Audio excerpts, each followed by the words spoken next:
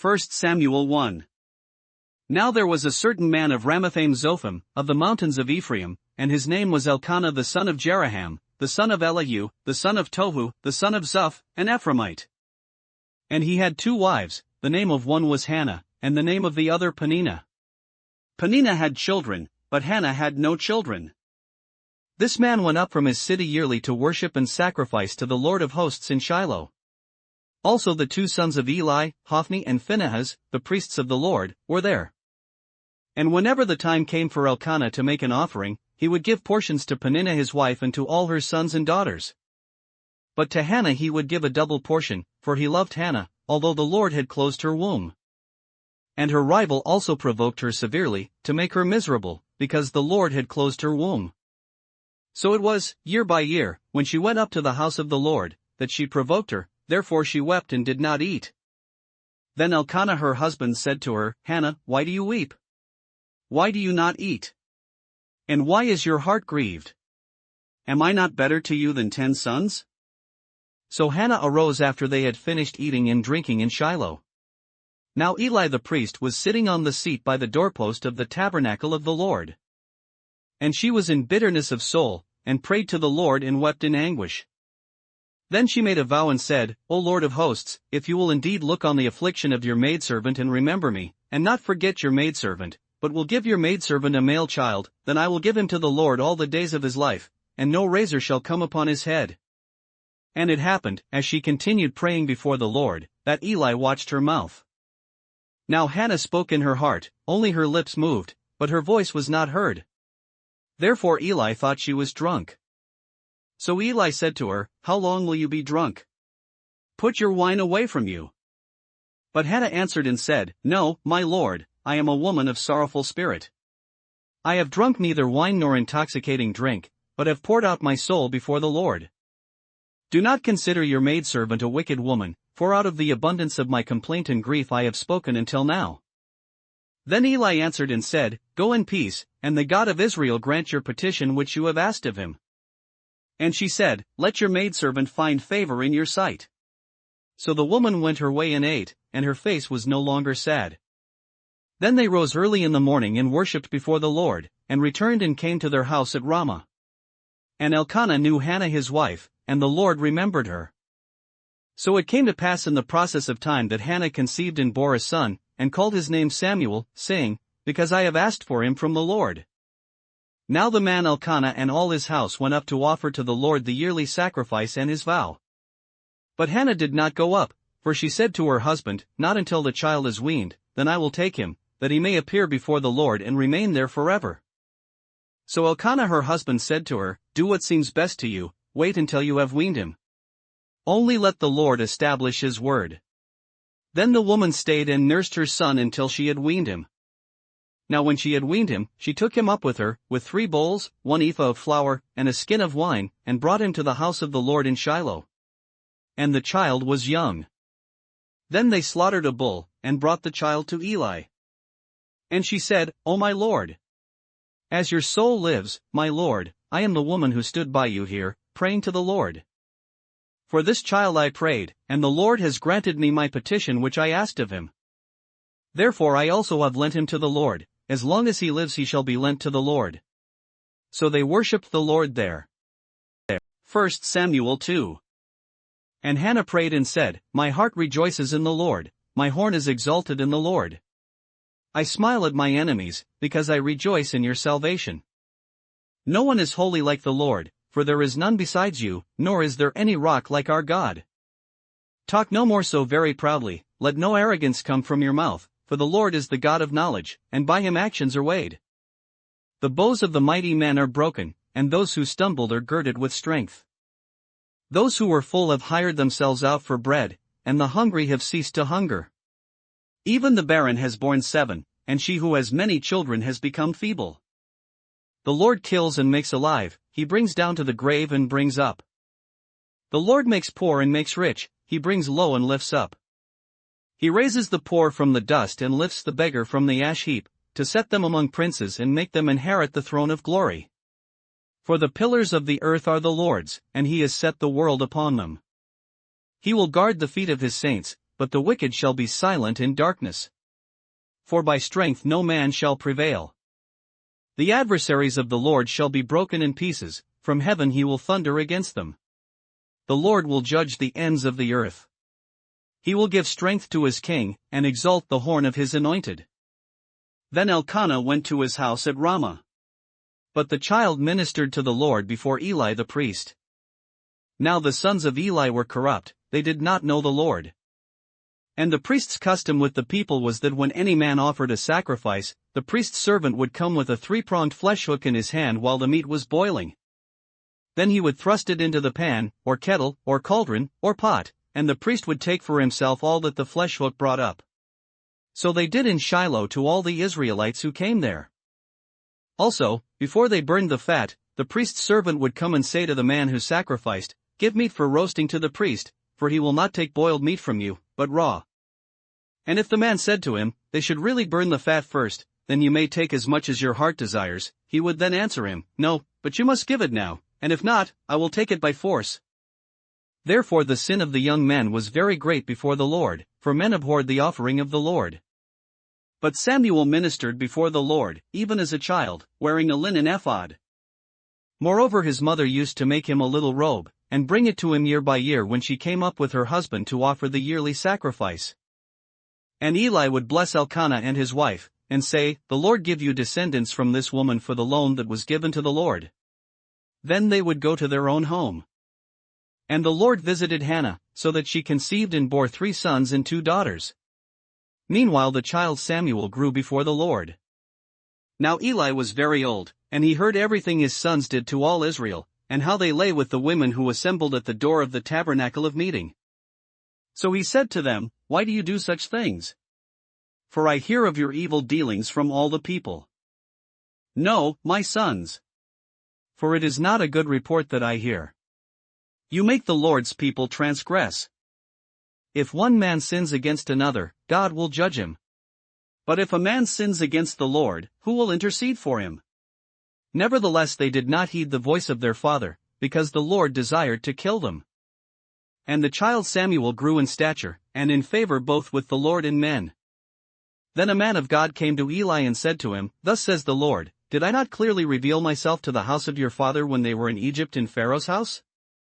Did I not choose him out of all the tribes of Israel to be my priest, to offer upon my altar, to burn incense, and to wear an ephod before me? And did I not give to the house of your father all the offerings of the children of Israel made by fire? Why do you kick at my sacrifice and my offering which I have commanded in my dwelling place, and honor your sons more than me, to make yourselves fat with the best of all the offerings of Israel my people? Therefore the Lord God of Israel says, I said indeed that your house and the house of your father would walk before me forever. But now the Lord says, far be it from me, for those who honor me I will honor, and those who despise me shall be lightly esteemed. Behold, the days are coming that I will cut off your arm and the arm of your father's house, so that there will not be an old man in your house. And you will see an enemy in my dwelling place, despite all the good which God does for Israel. And there shall not be an old man in your house forever. But any of your men whom I do not cut off from my altar shall consume your eyes and grieve your heart. And all the descendants of your house shall die in the flower of their age. Now this shall be a sign to you that will come upon your 2 sons, on Hophni and Phinehas, in one day they shall die, both of them. Then I will raise up for myself a faithful priest who shall do according to what is in my heart and in my mind. I will build him a sure house, and he shall walk before my anointed forever. And it shall come to pass that everyone who is left in your house will come and bow down to him for a piece of silver and a morsel of bread, and say, Please, put me in one of the priestly positions, that I may eat a piece of bread. 1 Samuel 3. Now the boy Samuel ministered to the Lord before Eli. And the word of the Lord was rare in those days, there was no widespread revelation. And it came to pass at that time, while Eli was lying down in his place, and when his eyes had begun to grow so dim that he could not see. And before the lamp of God went out in the tabernacle of the Lord where the ark of God was, and while Samuel was lying down, that the Lord called Samuel. And he answered, Here I am. So he ran to Eli and said, Here I am, for you called me. And he said, I did not call, lie down again. And he went and lay down. Then the Lord called yet again, Samuel. So Samuel arose and went to Eli, and said, Here I am, for you called me. He answered, I did not call, my son, lie down again. Now Samuel did not yet know the Lord, nor was the word of the Lord yet revealed to him. And the Lord called Samuel again the third time. So he arose and went to Eli, and said, Here I am, for you did call me. Then Eli perceived that the Lord had called the boy. Therefore Eli said to Samuel, Go, lie down, and it shall be, if he calls you, that you must say, Speak, Lord, for your servant hears. So Samuel went and lay down in his place. Now the Lord came and stood and called as at other times, Samuel. Samuel. And Samuel answered, Speak, for your servant hears. Then the Lord said to Samuel, Behold, I will do something in Israel at which both ears of everyone who hears it will tingle. In that day I will perform against Eli all that I have spoken concerning his house, from beginning to end. For I have told him that I will judge his house forever for the iniquity which he knows, because his sons made themselves vile, and he did not restrain them. And therefore I have sworn to the house of Eli that the iniquity of Eli's house shall not be atoned for by sacrifice or offering forever. So Samuel lay down until morning, and opened the doors of the house of the Lord. And Samuel was afraid to tell Eli the vision. Then Eli called Samuel and said, Samuel, my son. He answered, Here I am. And he said, What is the word that the Lord spoke to you? Please do not hide it from me. God do so to you, and more also, if you hide anything from me of all the things that he said to you. Then Samuel told him everything, and hid nothing from him. And he said, It is the Lord. Let him do what seems good to him. So Samuel grew, and the Lord was with him and let none of his words fall to the ground. And all Israel from Dan to Beersheba knew that Samuel had been established as a prophet of the Lord. Then the Lord appeared again in Shiloh. For the Lord revealed himself to Samuel in Shiloh by the word of the Lord. 1 Samuel 4. And the word of Samuel came to all Israel. Now Israel went out to battle against the Philistines, and encamped beside Ebenezer, and the Philistines encamped in Aphek. Then the Philistines put themselves in battle array against Israel.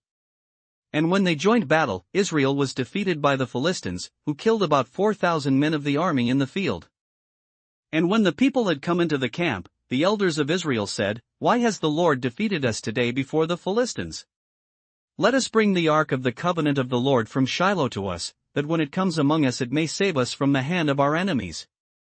So the people sent to Shiloh, that they might bring from there the ark of the covenant of the Lord of hosts, who dwells between the cherubim.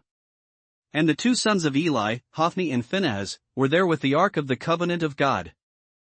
And when the ark of the covenant of the Lord came into the camp, all Israel shouted so loudly that the earth shook. Now when the Philistines heard the noise of the shout, they said, What does the sound of this great shout in the camp of the Hebrews mean? Then they understood that the ark of the Lord had come into the camp. So the Philistines were afraid, for they said, God has come into the camp. And they said, Woe to us! For such a thing has never happened before. Woe to us! Who will deliver us from the hand of these mighty gods? These are the gods who struck the Egyptians with all the plagues in the wilderness. Be strong and conduct yourselves like men, you Philistines, that you do not become servants of the Hebrews, as they have been to you. Conduct yourselves like men, and fight. So the Philistines fought, and Israel was defeated, and every man fled to his tent. There was a very great slaughter, and there fell of Israel 30,000 foot soldiers. Also the ark of God was captured, and the two sons of Eli, Hophni and Phinehas, died. Then a man of Benjamin ran from the battle line the same day, and came to Shiloh with his clothes torn and dirt on his head. Now when he came, there was Eli, sitting on a seat by the wayside watching, for his heart trembled for the ark of God. And when the man came into the city and told it, all the city cried out.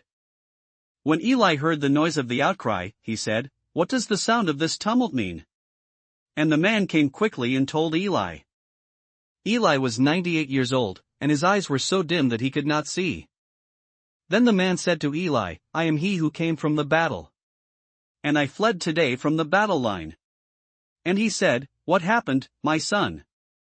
So the messenger answered and said, Israel has fled before the Philistines, and there has been a great slaughter among the people. Also your 2 sons, Hophni and Phinehas, are dead, and the ark of God has been captured.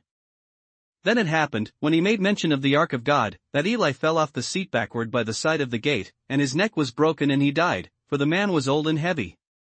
And he had judged Israel 40 years. Now his daughter-in-law, Phinehas' wife, was with child, due to be delivered, and when she heard the news that the ark of God was captured, and that her father-in-law and her husband were dead, she bowed herself and gave birth, for her labor pains came upon her. And about the time of her death the women who stood by her said to her, Do not fear, for you have borne a son. But she did not answer, nor did she regard it. Then she named the child Ichabod, saying, The glory has departed from Israel, because the ark of God had been captured and because of her father-in-law and her husband. And she said, The glory has departed from Israel, for the ark of God has been captured. 1 Samuel 5. Then the Philistines took the ark of God and brought it from Ebenezer to Ashdod. When the Philistines took the ark of God, they brought it into the house of Dagon and set it by Dagon. And when the people of Ashdod arose early in the morning, there was Dagon, fallen on its face to the earth before the ark of the Lord. So they took Dagon and set it in its place again. And when they arose early the next morning, there was Dagon, fallen on its face to the ground before the ark of the Lord. The head of Dagon and both the palms of its hands were broken off on the threshold, only Dagon's torso was left of it. Therefore neither the priests of Dagon nor any who come into Dagon's house tread on the threshold of Dagon in Ashdod to this day. But the hand of the Lord was heavy on the people of Ashdod, and he ravaged them and struck them with tumors, both Ashdod and its territory. And when the men of Ashdod saw how it was, they said, The ark of the God of Israel must not remain with us, for his hand is harsh toward us and Dagon our God. Therefore they sent and gathered to themselves all the lords of the Philistines, and said, What shall we do with the ark of the God of Israel? And they answered, Let the ark of the God of Israel be carried away to Gath. So they carried the ark of the God of Israel away. So it was, after they had carried it away, that the hand of the Lord was against the city with a very great destruction, and he struck the men of the city, both small and great, and tumors broke out on them.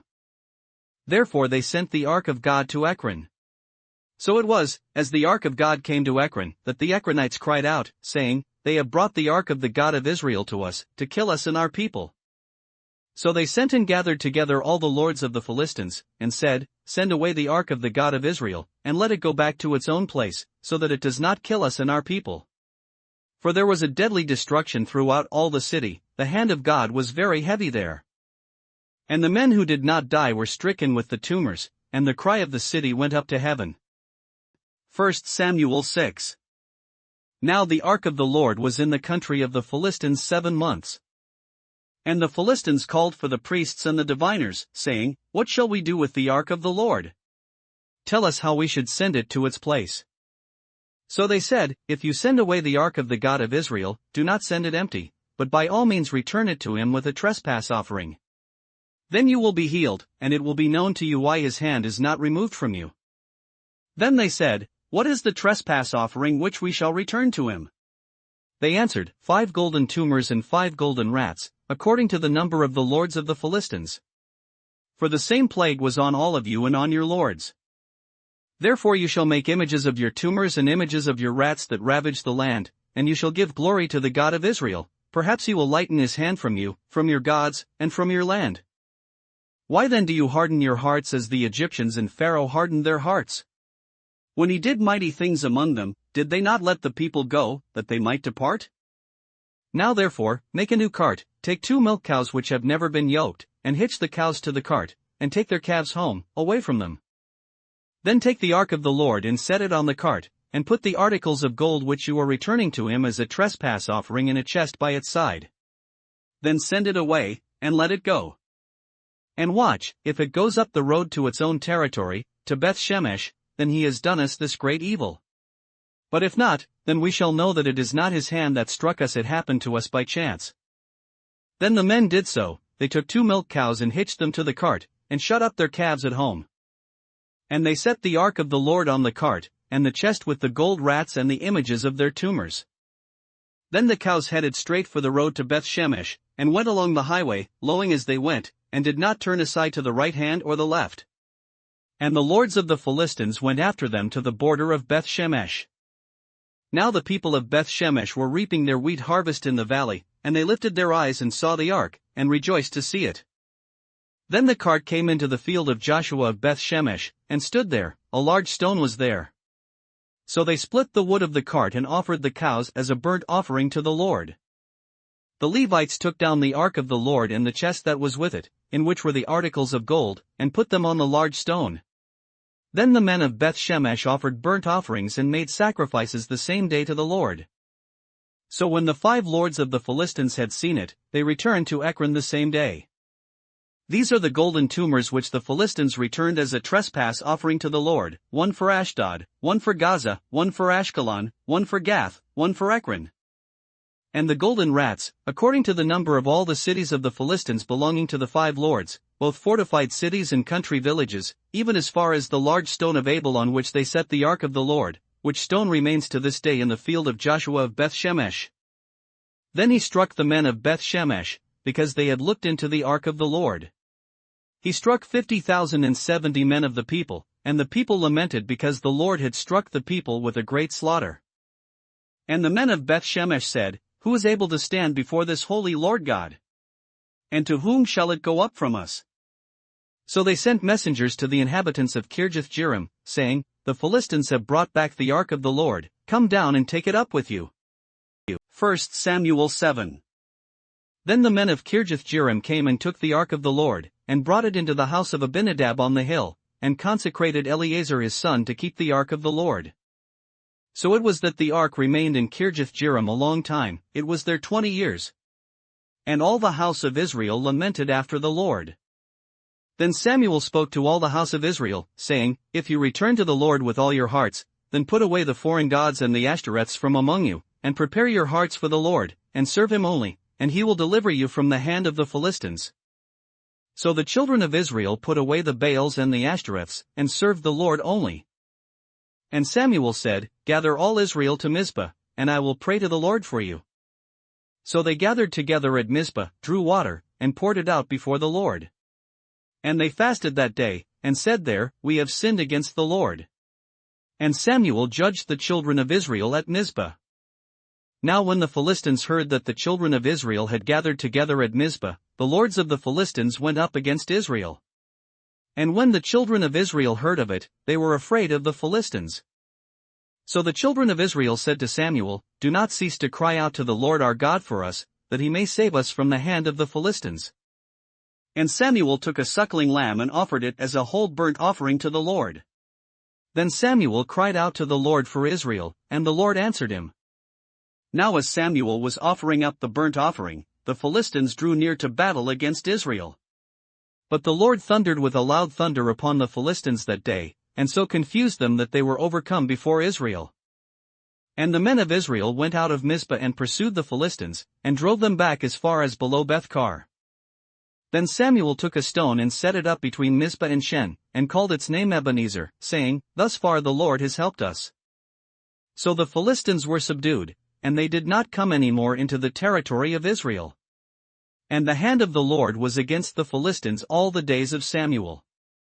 Then the cities which the Philistines had taken from Israel were restored to Israel, from Ekron to Gath, and Israel recovered its territory from the hands of the Philistines. Also there was peace between Israel and the Amorites. And Samuel judged Israel all the days of his life. He went from year to year on a circuit to Bethel, Gilgal, and Mizpah, and judged Israel in all those places. But he always returned to Ramah, for his home was there. There he judged Israel, and there he built an altar to the Lord. 1 Samuel 8. Now it came to pass when Samuel was old that he made his sons judges over Israel. The name of his firstborn was Joel, and the name of his second, Abijah. They were judges in Beersheba. But his sons did not walk in his ways, they turned aside after dishonest gain, took bribes, and perverted justice. Then all the elders of Israel gathered together and came to Samuel at Ramah. And said to him, Look, you are old, and your sons do not walk in your ways. Now make us a king to judge us like all the nations. But the thing displeased Samuel when they said, Give us a king to judge us. So Samuel prayed to the Lord. And the Lord said to Samuel, Heed the voice of the people in all that they say to you, for they have not rejected you, but they have rejected me, that I should not reign over them. According to all the works which they have done since the day that I brought them up out of Egypt, even to this day with which they have forsaken me and served other gods, so they are doing to you also. Now therefore, heed their voice. However, you shall solemnly forewarn them, and show them the behavior of the king who will reign over them. So Samuel told all the words of the Lord to the people who asked him for a king. And he said, "This will be the behavior of the king who will reign over you. He will take your sons and appoint them for his own chariots and to be his horsemen, and some will run before his chariots. He will appoint captains over his thousands and captains over his 50s, will set some to plow his ground and reap his harvest, and some to make his weapons of war and equipment for his chariots. He will take your daughters to be perfumers, cooks, and bakers. And he will take the best of your fields, your vineyards, and your olive groves, and give them to his servants. He will take 1/10 of your grain and your vintage, and give it to his officers and servants. And he will take your male servants, your female servants, your finest young men, and your donkeys, and put them to his work. He will take 1/10 of your sheep. And you will be his servants. And you will cry out in that day because of your king whom you have chosen for yourselves, and the Lord will not hear you in that day." Nevertheless the people refused to obey the voice of Samuel, and they said, "No, but we will have a king over us, that we also may be like all the nations, and that our king may judge us and go out before us and fight our battles." And Samuel heard all the words of the people, and he repeated them in the hearing of the Lord. So the Lord said to Samuel, "Heed their voice, and make them a king." And Samuel said to the men of Israel, "Every man go to his city." 1 Samuel 9. There was a man of Benjamin whose name was Kish the son of Abel, the son of Zerah, the son of Becherath, the son of Aphiah, a Benjamite, a mighty man of power. And he had a choice and handsome son whose name was Saul. There was not a more handsome person than he among the children of Israel.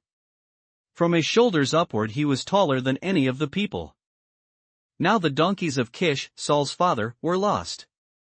And Kish said to his son Saul, "Please take one of the servants with you, and arise, go and look for the donkeys." So he passed through the mountains of Ephraim and through the land of Shalisha, but they did not find them. Then they passed through the land of Shalim, and they were not there. Then he passed through the land of the Benjamites, but they did not find them. When they had come to the land of Zuph, Saul said to his servant who was with him, "Come, let us return, lest my father cease caring about the donkeys and become worried about us." And he said to him, "Look now, there is in this city a man of God, and he is an honorable man, all that he says surely comes to pass. So let us go there, perhaps he can show us the way that we should go." Then Saul said to his servant, "But look, if we go, what shall we bring the man? For the bread in our vessels is all gone, and there is no present to bring to the man of God. What do we have?" And the servant answered Saul again and said, "Look, I have here at hand 1/4 of a shekel of silver. I will give that to the man of God, to tell us our way." Formerly in Israel, when a man went to inquire of God, he spoke thus, "Come, let us go to the seer," for he who is now called a prophet was formerly called a seer. Then Saul said to his servant, "Well said, come, let us go." So they went to the city where the man of God was. As they went up the hill to the city, they met some young women going out to draw water, and said to them, "Is the seer here?" And they answered them and said, "Yes, there he is, just ahead of you. Hurry now, for today he came to this city, because there is a sacrifice of the people today on the high place. As soon as you come into the city, you will surely find him before he goes up to the high place to eat. For the people will not eat until he comes, because he must bless the sacrifice, afterward those who are invited will eat. Now therefore, go up, for about this time you will find him." So they went up to the city. As they were coming into the city, there was Samuel, coming out toward them on his way up to the high place. Now the Lord had told Samuel in his ear the day before Saul came, saying, "Tomorrow about this time I will send you a man from the land of Benjamin, and you shall anoint him commander over my people Israel, that he may save my people from the hand of the Philistines, for I have looked upon my people, because their cry has come to me." So when Samuel saw Saul, the Lord said to him, "There he is, the man of whom I spoke to you. This one shall reign over my people." Then Saul drew near to Samuel in the gate, and said, "Please tell me, where is the seer's house?"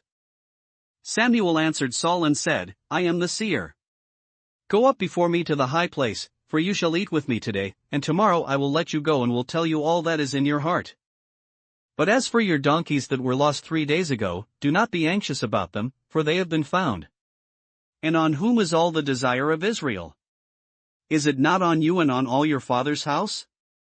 And Saul answered and said, Am I not a Benjamite, of the smallest of the tribes of Israel, and my family the least of all the families of the tribe of Benjamin? Why then do you speak like this to me? Now Samuel took Saul and his servant and brought them into the hall, and had them sit in the place of honor among those who were invited. There were about 30 persons. And Samuel said to the cook, Bring the portion which I gave you, of which I said to you, set it apart. So the cook took up the thigh with its upper part and set it before Saul. And Samuel said, Here it is, what was kept back. It was set apart for you. Eat, for until this time it has been kept for you, since I said I invited the people. So Saul ate with Samuel that day. When they had come down from the high place into the city, Samuel spoke with Saul on the top of the house. They arose early, and it was about the dawning of the day that Samuel called to Saul on the top of the house, saying, Get up, that I may send you on your way. And Saul arose, and both of them went outside, he and Samuel. As they were going down to the outskirts of the city, Samuel said to Saul, Tell the servant to go on ahead of us. And he went on. But you stand here a while, that I may announce to you the word of God. 1 Samuel 10. Then Samuel took a flask of oil and poured it on his head, and kissed him and said, Is it not because the Lord has anointed you commander over his inheritance? When you have departed from me today, you will find 2 men by Rachel's tomb in the territory of Benjamin at Zelzah, and they will say to you, The donkeys which you went to look for have been found. And now your father has ceased caring about the donkeys and is worrying about you, saying, What shall I do about my son? Then you shall go on forward from there and come to the terebinth tree of Tabor. There 3 men going up to God at Bethel will meet you, one carrying 3 young goats, another carrying 3 loaves of bread, and another carrying a skin of wine. And they will greet you and give you 2 loaves of bread, which you shall receive from their hands. After that you shall come to the hill of God where the Philistine garrison is. And it will happen, when you have come there to the city, that you will meet a group of prophets coming down from the high place with a stringed instrument, a tambourine, a flute, and a harp before them, and they will be prophesying. Then the Spirit of the Lord will come upon you, and you will prophesy with them and be turned into another man. And let it be, when these signs come to you, that you do as the occasion demands, for God is with you. You shall go down before me to Gilgal, and surely I will come down to you to offer burnt offerings and make sacrifices of peace offerings. 7 days you shall wait, till I come to you and show you what you should do. So it was, when he had turned his back to go from Samuel, that God gave him another heart, and all those signs came to pass that day. When they came there to the hill, there was a group of prophets to meet him, then the Spirit of God came upon him, and he prophesied among them. And it happened, when all who knew him formerly saw that he indeed prophesied among the prophets, that the people said to one another, What is this that has come upon the son of Kish? Is Saul also among the prophets? Then a man from there answered and said, But who is their father? Therefore it became a proverb, Is Saul also among the prophets? And when he had finished prophesying, he went to the high place. Then Saul's uncle said to him and his servant, Where did you go? So he said, To look for the donkeys. When we saw that they were nowhere to be found, we went to Samuel. And Saul's uncle said, Tell me, please, what Samuel said to you. So Saul said to his uncle, He told us plainly that the donkeys had been found. But about the matter of the kingdom, he did not tell him what Samuel had said. Then Samuel called the people together to the Lord at Mizpah. And said to the children of Israel, Thus says the Lord God of Israel, I brought up Israel out of Egypt, and delivered you from the hand of the Egyptians and from the hand of all kingdoms and from those who oppressed you. But you have today rejected your God, who himself saved you from all your adversities and your tribulations, and you have said to him, No, set a king over us. Now therefore, present yourselves before the Lord by your tribes and by your clans. And when Samuel had caused all the tribes of Israel to come near, the tribe of Benjamin was chosen. When he had caused the tribe of Benjamin to come near by their families, the family of Matri was chosen. And Saul the son of Kish was chosen. But when they sought him, he could not be found. Therefore they inquired of the Lord further, Has the man come here yet? And the Lord answered, There he is, hidden among the equipment. So they ran and brought him from there, and when he stood among the people, he was taller than any of the people from his shoulders upward. And Samuel said to all the people, Do you see him whom the Lord has chosen, that there is no one like him among all the people? So all the people shouted and said, Long live the king! Then Samuel explained to the people the behavior of royalty, and wrote it in a book and laid it up before the Lord. And Samuel sent all the people away, every man to his house. And Saul also went home to Gibeah, and valiant men went with him, whose hearts God had touched. But some rebels said, How can this man save us? So they despised him, and brought him no presents. But he held his peace. 1 Samuel 11. Then Nahash the Ammonite came up and encamped against Jabesh Gilead, and all the men of Jabesh said to Nahash, Make a covenant with us, and we will serve you. And Nahash the Ammonite answered them, On this condition I will make a covenant with you, that I may put out all your right eyes, and bring reproach on all Israel. Then the elders of Jabesh said to him, Hold off for 7 days, that we may send messengers to all the territory of Israel. And then, if there is no one to save us, we will come out to you. So the messengers came to Gibeah of Saul and told the news in the hearing of the people. And all the people lifted up their voices and wept. Now there was Saul, coming behind the herd from the field, and Saul said, What troubles the people, that they weep? And they told him the words of the men of Jabesh. Then the Spirit of God came upon Saul when he heard this news, and his anger was greatly aroused. So he took a yoke of oxen and cut them in pieces, and sent them throughout all the territory of Israel by the hands of messengers, saying, Whoever does not go out with Saul and Samuel to battle, so it shall be done to his oxen. And the fear of the Lord fell on the people, and they came out with one consent. When he numbered them in Bezek, the children of Israel were 300,000, and the men of Judah 30,000. And they said to the messengers who came, Thus you shall say to the men of Jabesh Gilead, Tomorrow, by the time the sun is hot, you shall have help. Then the messengers came and reported it to the men of Jabesh, and they were glad. Therefore the men of Jabesh said, Tomorrow we will come out to you, and you may do with us whatever seems good to you. So it was, on the next day, that Saul put the people in 3 companies, and they came into the midst of the camp in the morning watch, and killed Ammonites until the heat of the day. And it happened that those who survived were scattered, so that no 2 of them were left together. Then the people said to Samuel, Who is he who said, Shall Saul reign over us? Bring the men, that we may put them to death. But Saul said, Not a man shall be put to death this day, for today the Lord has accomplished salvation in Israel. Then Samuel said to the people, Come, let us go to Gilgal and renew the kingdom there. So all the people went to Gilgal, and there they made Saul king before the Lord in Gilgal. There they made sacrifices of peace offerings before the Lord, and there Saul and all the men of Israel rejoiced greatly.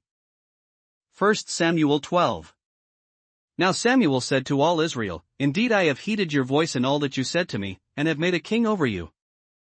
And now here is the king, walking before you, and I am old and gray-headed, and look, my sons are with you. I have walked before you from my childhood to this day. Here I am.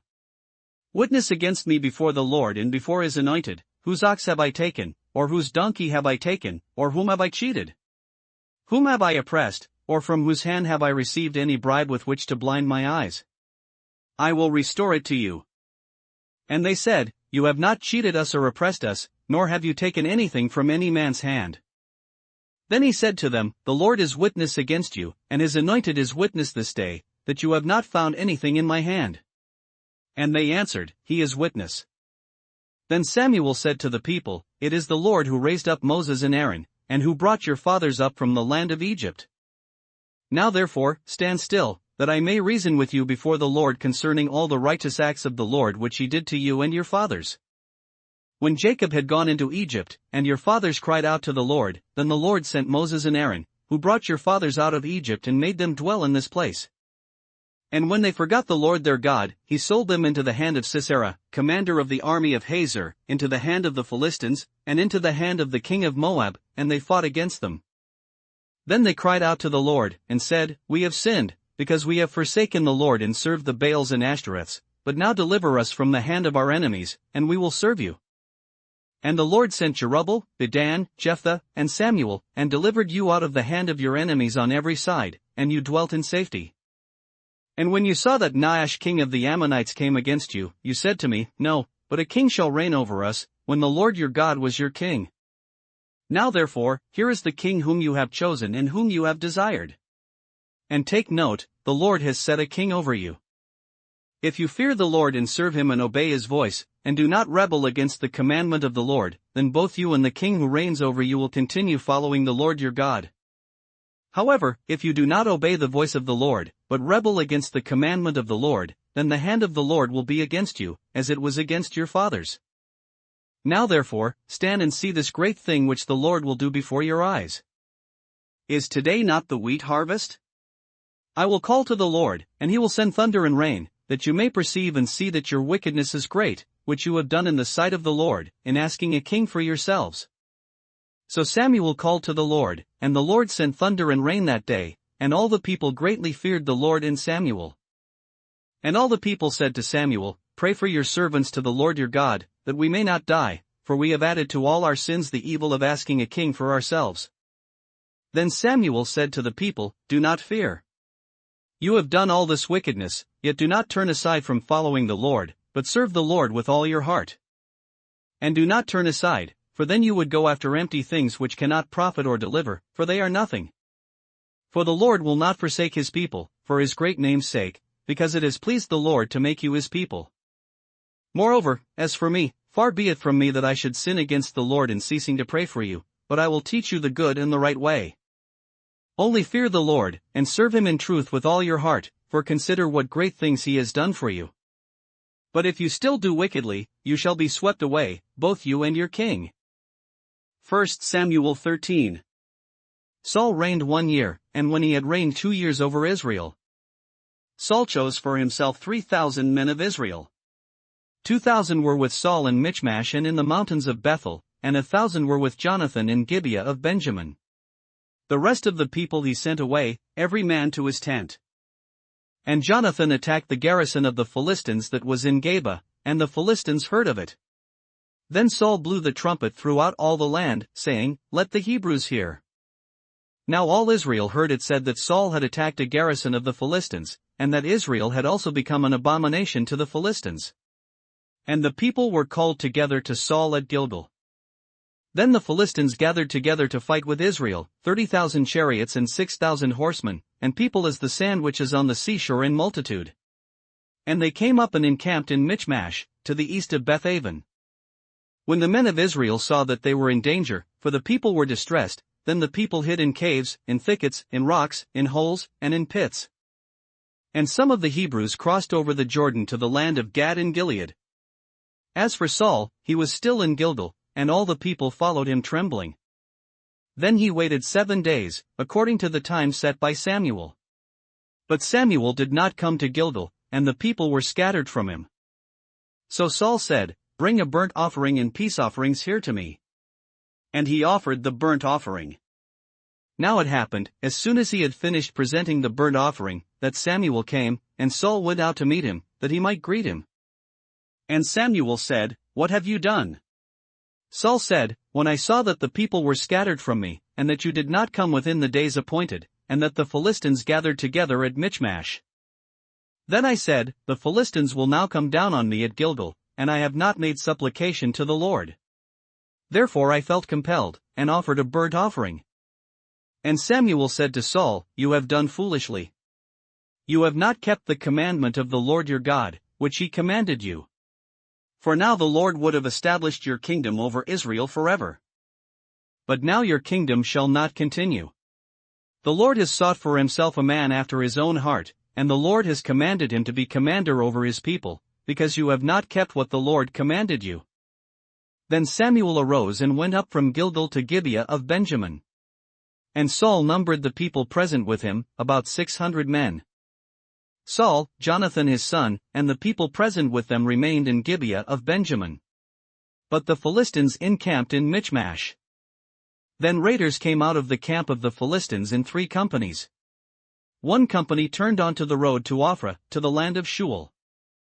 Another company turned to the road to Beth-horon, and another company turned to the road of the border that overlooks the valley of Zeboim toward the wilderness. Now there was no blacksmith to be found throughout all the land of Israel, for the Philistines said, lest the Hebrews make swords or spears. But all the Israelites would go down to the Philistines to sharpen each man's plowshare, his mattock, his axe, and his sickle. And the charge for a sharpening was a pim for the plowshares, the mattocks, the forks, and the axes, and to set the points of the goads. So it came about, on the day of battle, that there was neither sword nor spear found in the hand of any of the people who were with Saul and Jonathan. But they were found with Saul and Jonathan his son. And the garrison of the Philistines went out to the pass of Michmash. 1 Samuel 14. Now it happened one day that Jonathan the son of Saul said to the young man who bore his armor, Come, let us go over to the Philistines' garrison that is on the other side. But he did not tell his father. And Saul was sitting in the outskirts of Gibeah under a pomegranate tree which is in Migron. The people who were with him were about 600 men. Ahijah the son of Ahitub, Ichabod's brother, the son of Phinehas, the son of Eli, the Lord's priest in Shiloh, was wearing an ephod. But the people did not know that Jonathan had gone. Between the passes, by which Jonathan sought to go over to the Philistines' garrison, there was a sharp rock on one side and a sharp rock on the other side.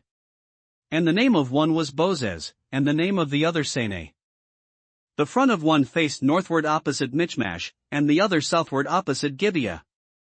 Then Jonathan said to the young man who bore his armor, Come, let us go over to the garrison of these uncircumcised, it may be that the Lord will work for us. For nothing restrains the Lord from saving by many or by few. So his armor-bearer said to him, Do all that is in your heart. Go then, here I am with you, according to your heart. Then Jonathan said, Very well, let us cross over to these men, and we will show ourselves to them. If they say thus to us, Wait until we come to you, then we will stand still in our place and not go up to them. But if they say thus, Come up to us, then we will go up. For the Lord has delivered them into our hand, and this will be a sign to us. So both of them showed themselves to the garrison of the Philistines. And the Philistines said, Look, the Hebrews are coming out of the holes where they have hidden. Then the men of the garrison called to Jonathan and his armor-bearer, and said, Come up to us, and we will show you something. Jonathan said to his armor-bearer, Come up after me, for the Lord has delivered them into the hand of Israel. And Jonathan climbed up on his hands and knees with his armor-bearer after him, and they fell before Jonathan. And as he came after him, his armor-bearer killed them. That first slaughter which Jonathan and his armor-bearer made was about 20 men within about half an acre of land. And there was trembling in the camp, in the field, and among all the people.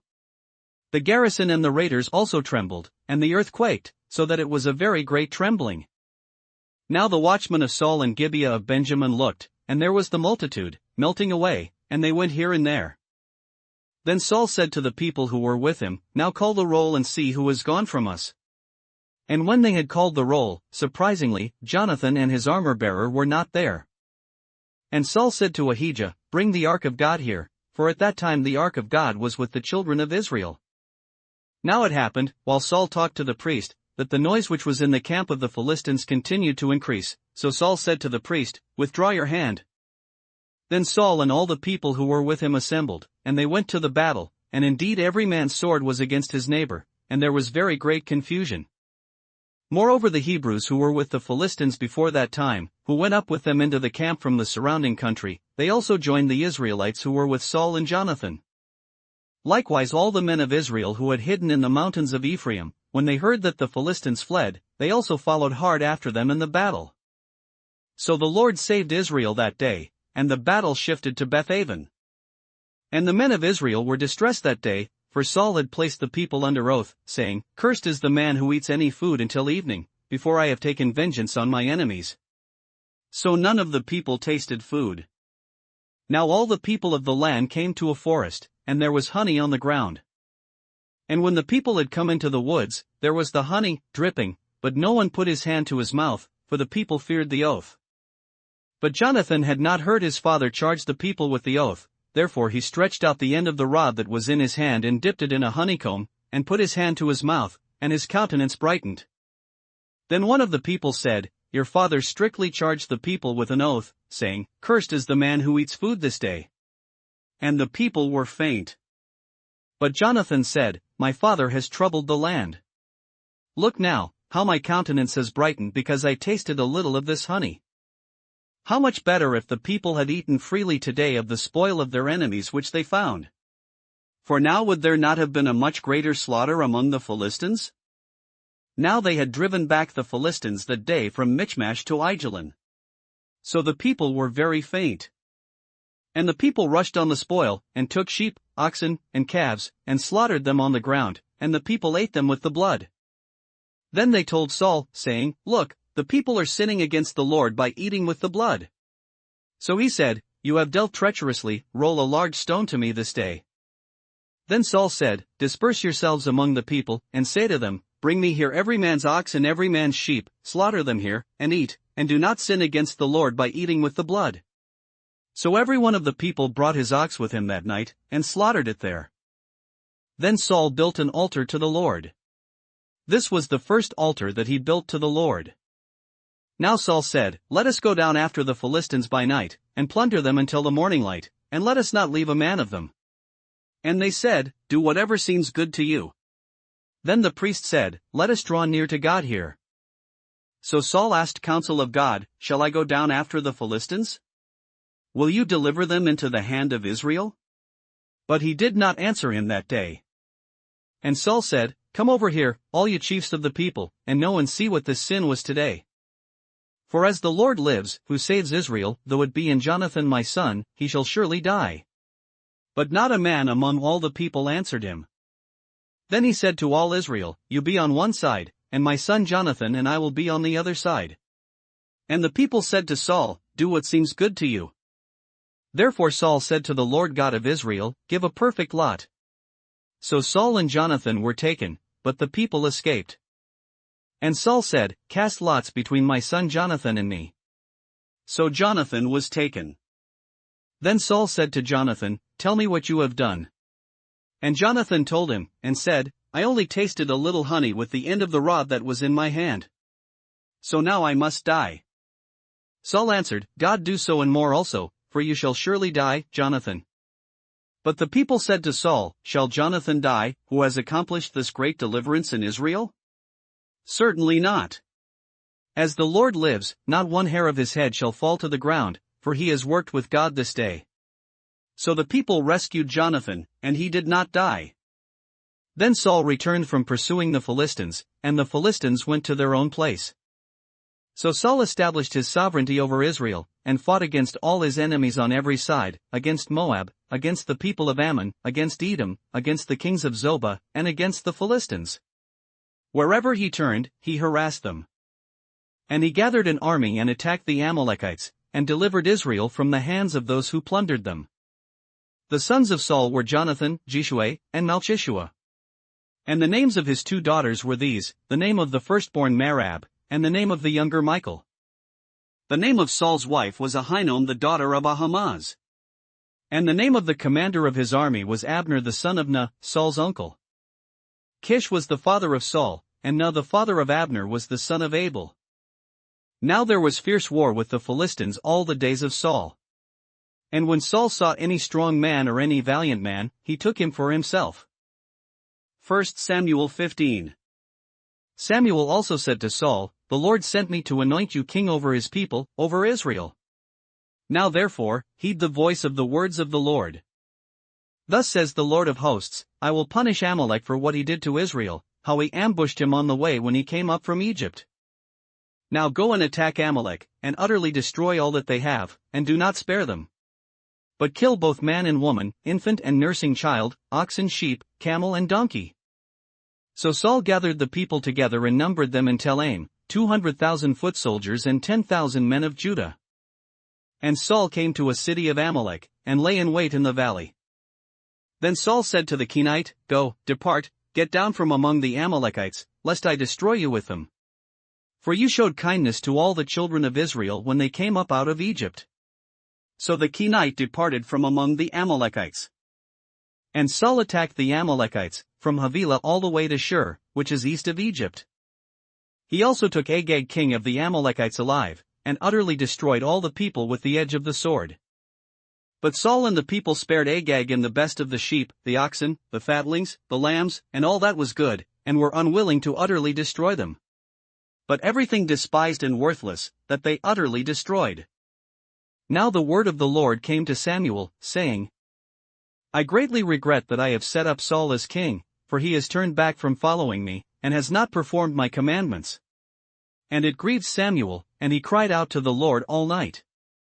So when Samuel rose early in the morning to meet Saul, it was told Samuel, saying, Saul went to Carmel, and indeed, he set up a monument for himself, and he has gone on around, passed by, and gone down to Gilgal.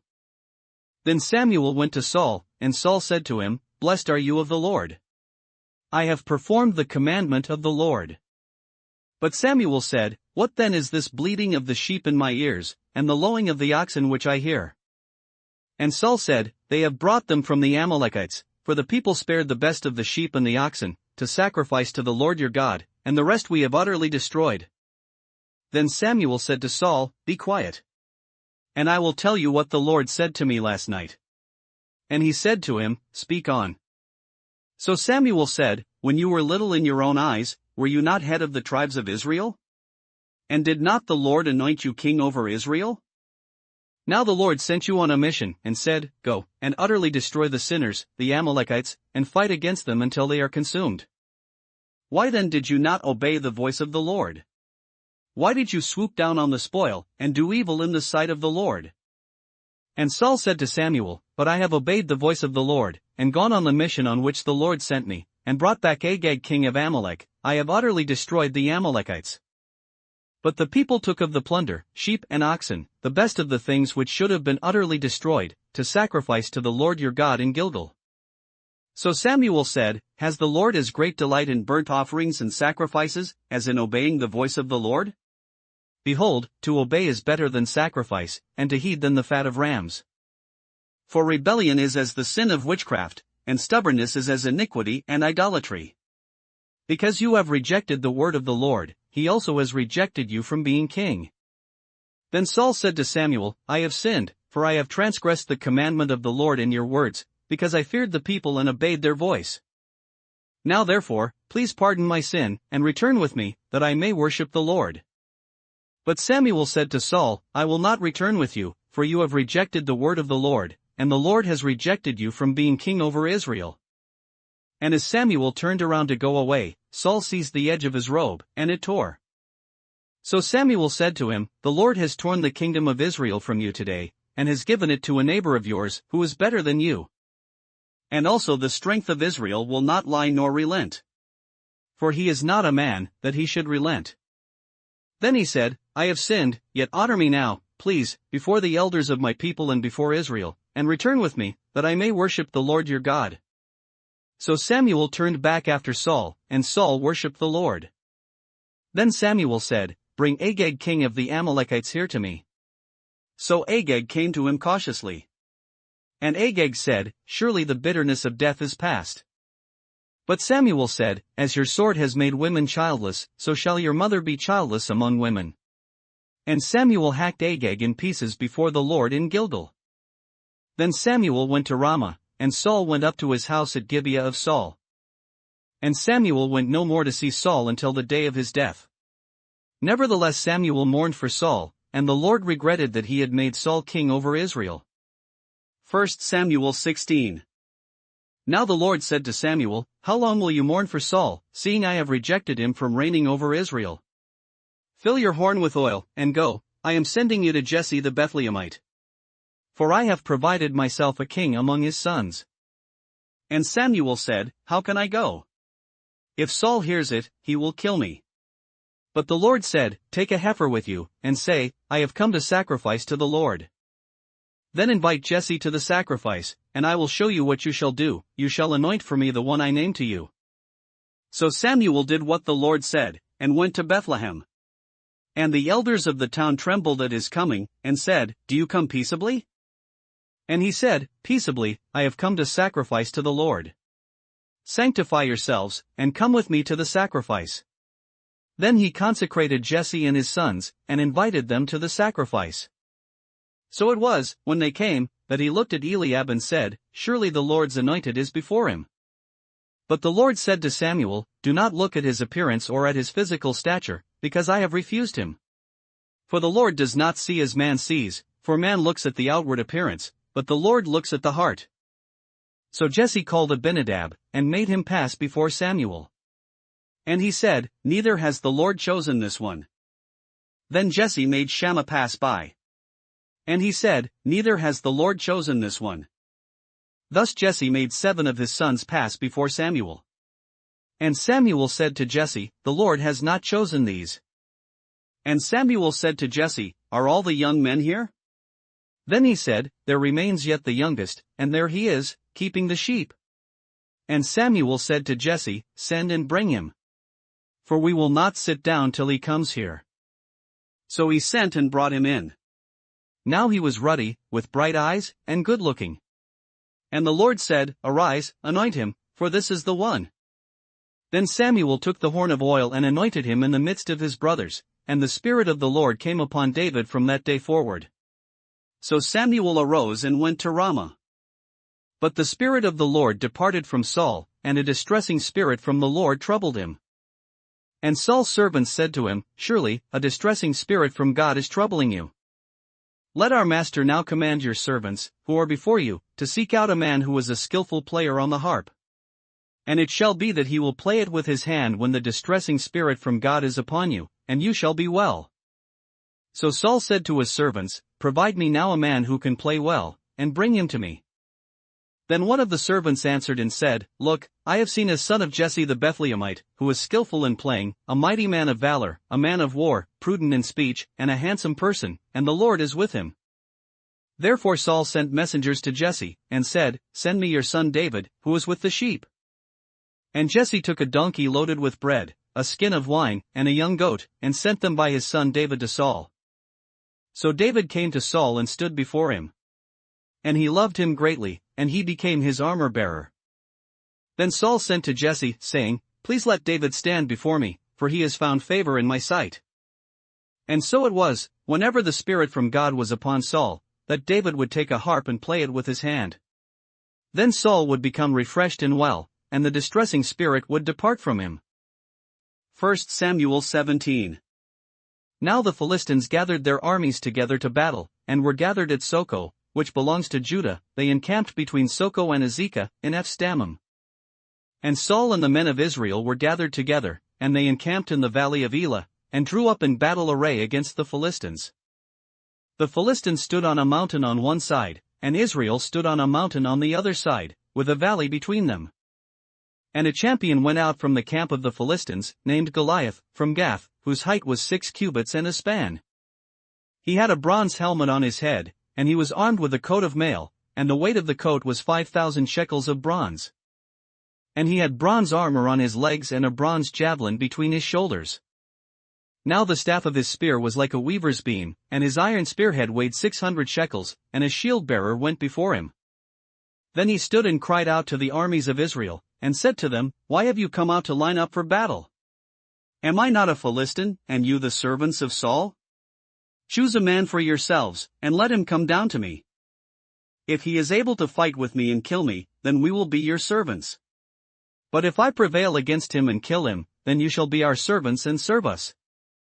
And the Philistine said, I defy the armies of Israel this day, give me a man, that we may fight together. When Saul and all Israel heard these words of the Philistine, they were dismayed and greatly afraid.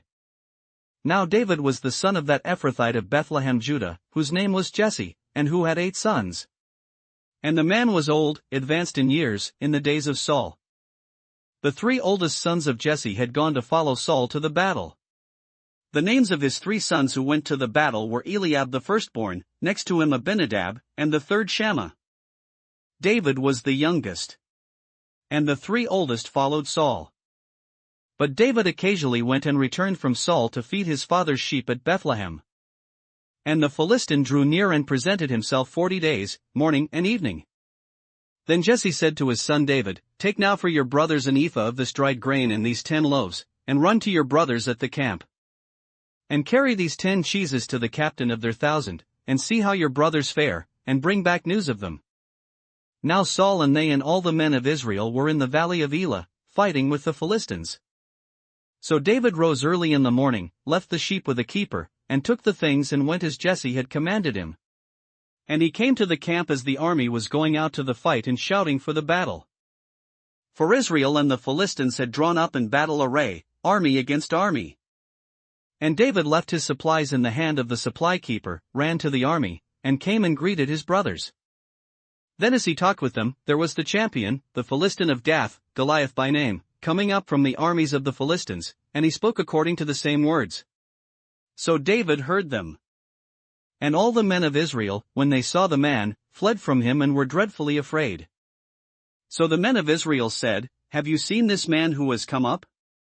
Surely he has come up to defy Israel, and it shall be that the man who kills him the king will enrich with great riches, will give him his daughter, and give his father's house exemption from taxes in Israel. Then David spoke to the men who stood by him, saying, What shall be done for the man who kills this Philistine and takes away the reproach from Israel? For who is this uncircumcised Philistine, that he should defy the armies of the living God?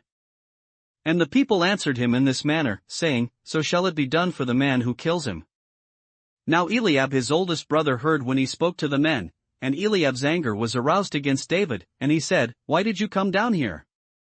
And with whom have you left those few sheep in the wilderness?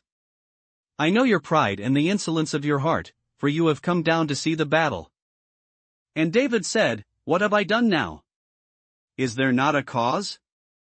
Then he turned from him toward another and said the same thing, and these people answered him as the first ones did. Now when the words which David spoke were heard, they reported them to Saul, and he sent for him. Then David said to Saul, Let no man's heart fail because of him, your servant will go and fight with this Philistine. And Saul said to David, You are not able to go against this Philistine to fight with him, for you are a youth, and he a man of war from his youth.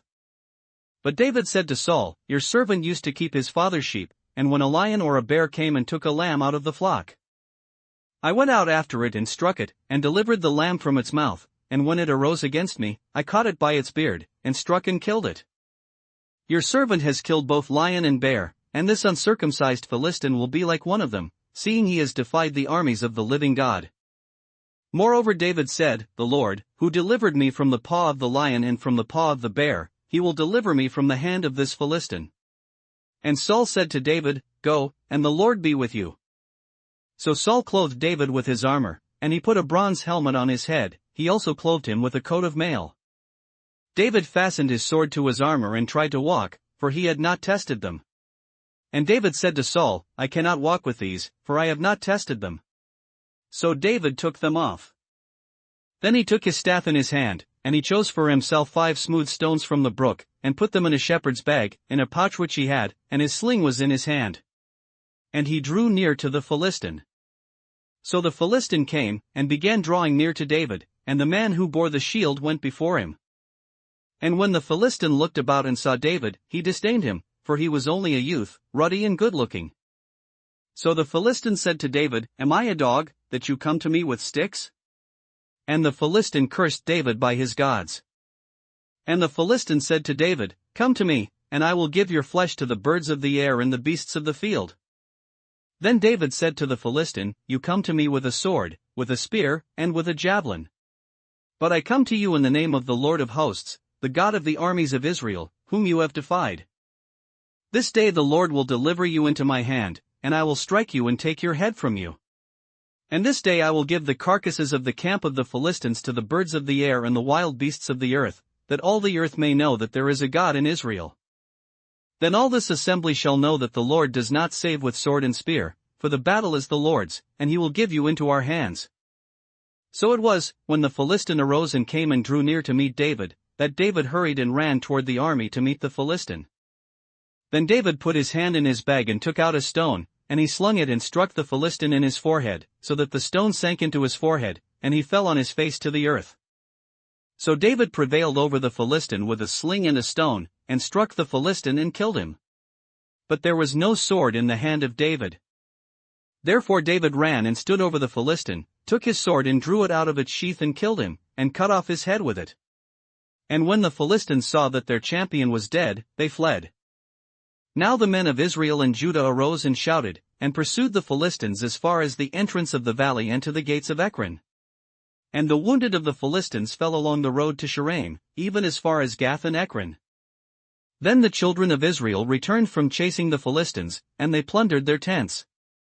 And David took the head of the Philistine and brought it to Jerusalem, but he put his armor in his tent. When Saul saw David going out against the Philistine, he said to Abner, the commander of the army, Abner, whose son is this youth? And Abner said, As your soul lives, O king, I do not know. So the king said, Inquire whose son this young man is. Then, as David returned from the slaughter of the Philistine, Abner took him and brought him before Saul with the head of the Philistine in his hand. And Saul said to him, Whose son are you, young man? So David answered, I am the son of your servant Jesse the Bethlehemite. 1 Samuel 18. Now when he had finished speaking to Saul, the soul of Jonathan was knit to the soul of David, and Jonathan loved him as his own soul. Saul took him that day, and would not let him go home to his father's house any more. Then Jonathan and David made a covenant, because he loved him as his own soul. And Jonathan took off the robe that was on him and gave it to David, with his armor, even to his sword and his bow and his belt. So David went out wherever Saul sent him, and behaved wisely. And Saul set him over the men of war, and he was accepted in the sight of all the people and also in the sight of Saul's servants. Now it had happened as they were coming home, when David was returning from the slaughter of the Philistine, that the women had come out of all the cities of Israel, singing and dancing, to meet King Saul, with tambourines, with joy, and with musical instruments. So the women sang as they danced, and said, Saul has slain his thousands, and David his 10,000s. Then Saul was very angry, and the saying displeased him, and he said, They have ascribed to David 10,000s, and to me they have ascribed only thousands. Now what more can ye have but the kingdom? So Saul eyed David from that day forward. And it happened on the next day that the distressing spirit from God came upon Saul, and he prophesied inside the house. So David played music with his hand, as at other times, but there was a spear in Saul's hand. And Saul cast the spear, for he said, I will pin David to the wall. But David escaped his presence twice. Now Saul was afraid of David, because the Lord was with him, but had departed from Saul. Therefore Saul removed him from his presence, and made him his captain over 1,000, and he went out and came in before the people. And David behaved wisely in all his ways, and the Lord was with him. Therefore, when Saul saw that he behaved very wisely, he was afraid of him. But all Israel and Judah loved David, because he went out and came in before them. Then Saul said to David, Here is my older daughter Merab, I will give her to you as a wife. Only be valiant for me, and fight the Lord's battles. For Saul thought, Let my hand not be against him, but let the hand of the Philistines be against him. So David said to Saul, Who am I, and what is my life or my father's family in Israel, that I should be son-in-law to the king? But it happened at the time when Merab, Saul's daughter, should have been given to David, that she was given to Adriel the Meholathite as a wife. Now Michal, Saul's daughter, loved David. And they told Saul, and the thing pleased him. So Saul said, I will give her to him, that she may be a snare to him, and that the hand of the Philistines may be against him. Therefore Saul said to David a second time, You shall be my son-in-law today. And Saul commanded his servants, Communicate with David secretly, and say, Look, the king has delight in you, and all his servants love you. Now therefore, become the king's son-in-law.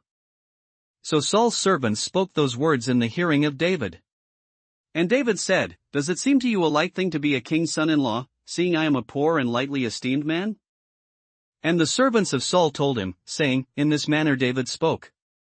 Then Saul said, Thus you shall say to David, The king does not desire any dowry but 100 foreskins of the Philistines, to take vengeance on the king's enemies. But Saul thought to make David fall by the hand of the Philistines. So when his servants told David these words, it pleased David well to become the king's son-in-law. Now the days had not expired. Therefore David arose and went, he and his men, and killed 200 men of the Philistines. And David brought their foreskins, and they gave them in full count to the king, that he might become the king's son-in-law. Then Saul gave him Michal his daughter as a wife. Thus Saul saw and knew that the Lord was with David, and that Michal, Saul's daughter, loved him. And Saul was still more afraid of David. So Saul became David's enemy continually. Then the princes of the Philistines went out to war.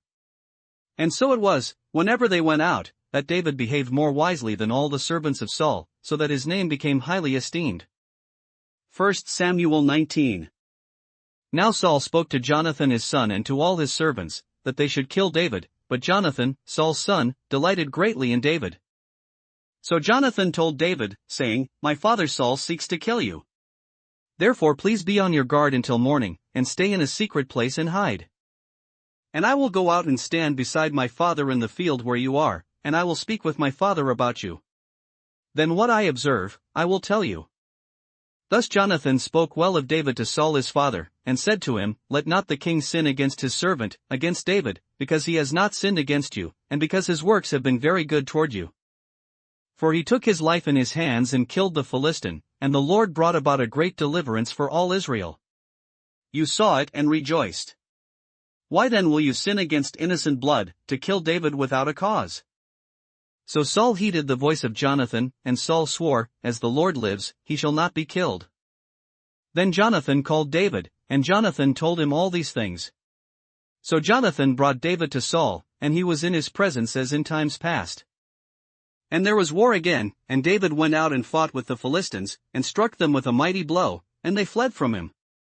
Now the distressing spirit from the Lord came upon Saul as he sat in his house with his spear in his hand. And David was playing music with his hand. Then Saul sought to pin David to the wall with the spear, but he slipped away from Saul's presence, and he drove the spear into the wall. So David fled and escaped that night. Saul also sent messengers to David's house to watch him and to kill him in the morning. And Michal, David's wife, told him, saying, If you do not save your life tonight, tomorrow you will be killed. So Michal let David down through a window. And he went and fled and escaped. And Michal took an image and laid it in the bed, put a cover of goat's hair for his head, and covered it with clothes. So when Saul sent messengers to take David, she said, He is sick. Then Saul sent the messengers back to see David, saying, Bring him up to me in the bed, that I may kill him. And when the messengers had come in, there was the image in the bed, with a cover of goat's hair for his head.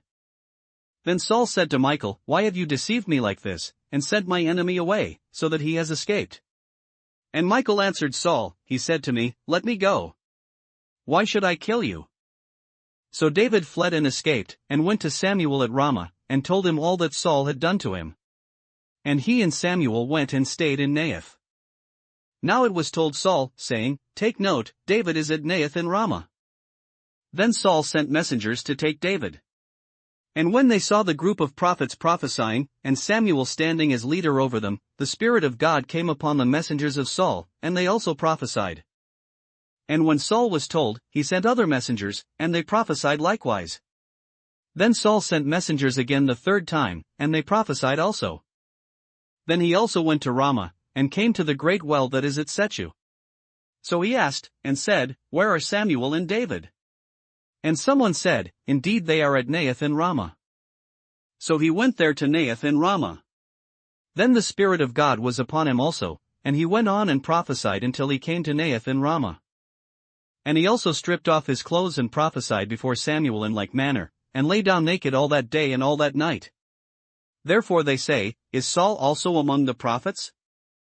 1 Samuel 20. Then David fled from Naioth in Ramah, and went and said to Jonathan, What have I done? What is my iniquity, and what is my sin before your father, that he seeks my life? So Jonathan said to him, By no means. You shall not die. Indeed, my father will do nothing either great or small without first telling me. And why should my father hide this thing from me? It is not so. Then David took an oath again, and said, Your father certainly knows that I have found favor in your eyes, and he has said, Do not let Jonathan know this, lest he be grieved. But truly, as the Lord lives and as your soul lives, there is but a step between me and death. So Jonathan said to David, Whatever you yourself desire, I will do it for you. And David said to Jonathan, Indeed tomorrow is the new moon, and I should not fail to sit with the king to eat.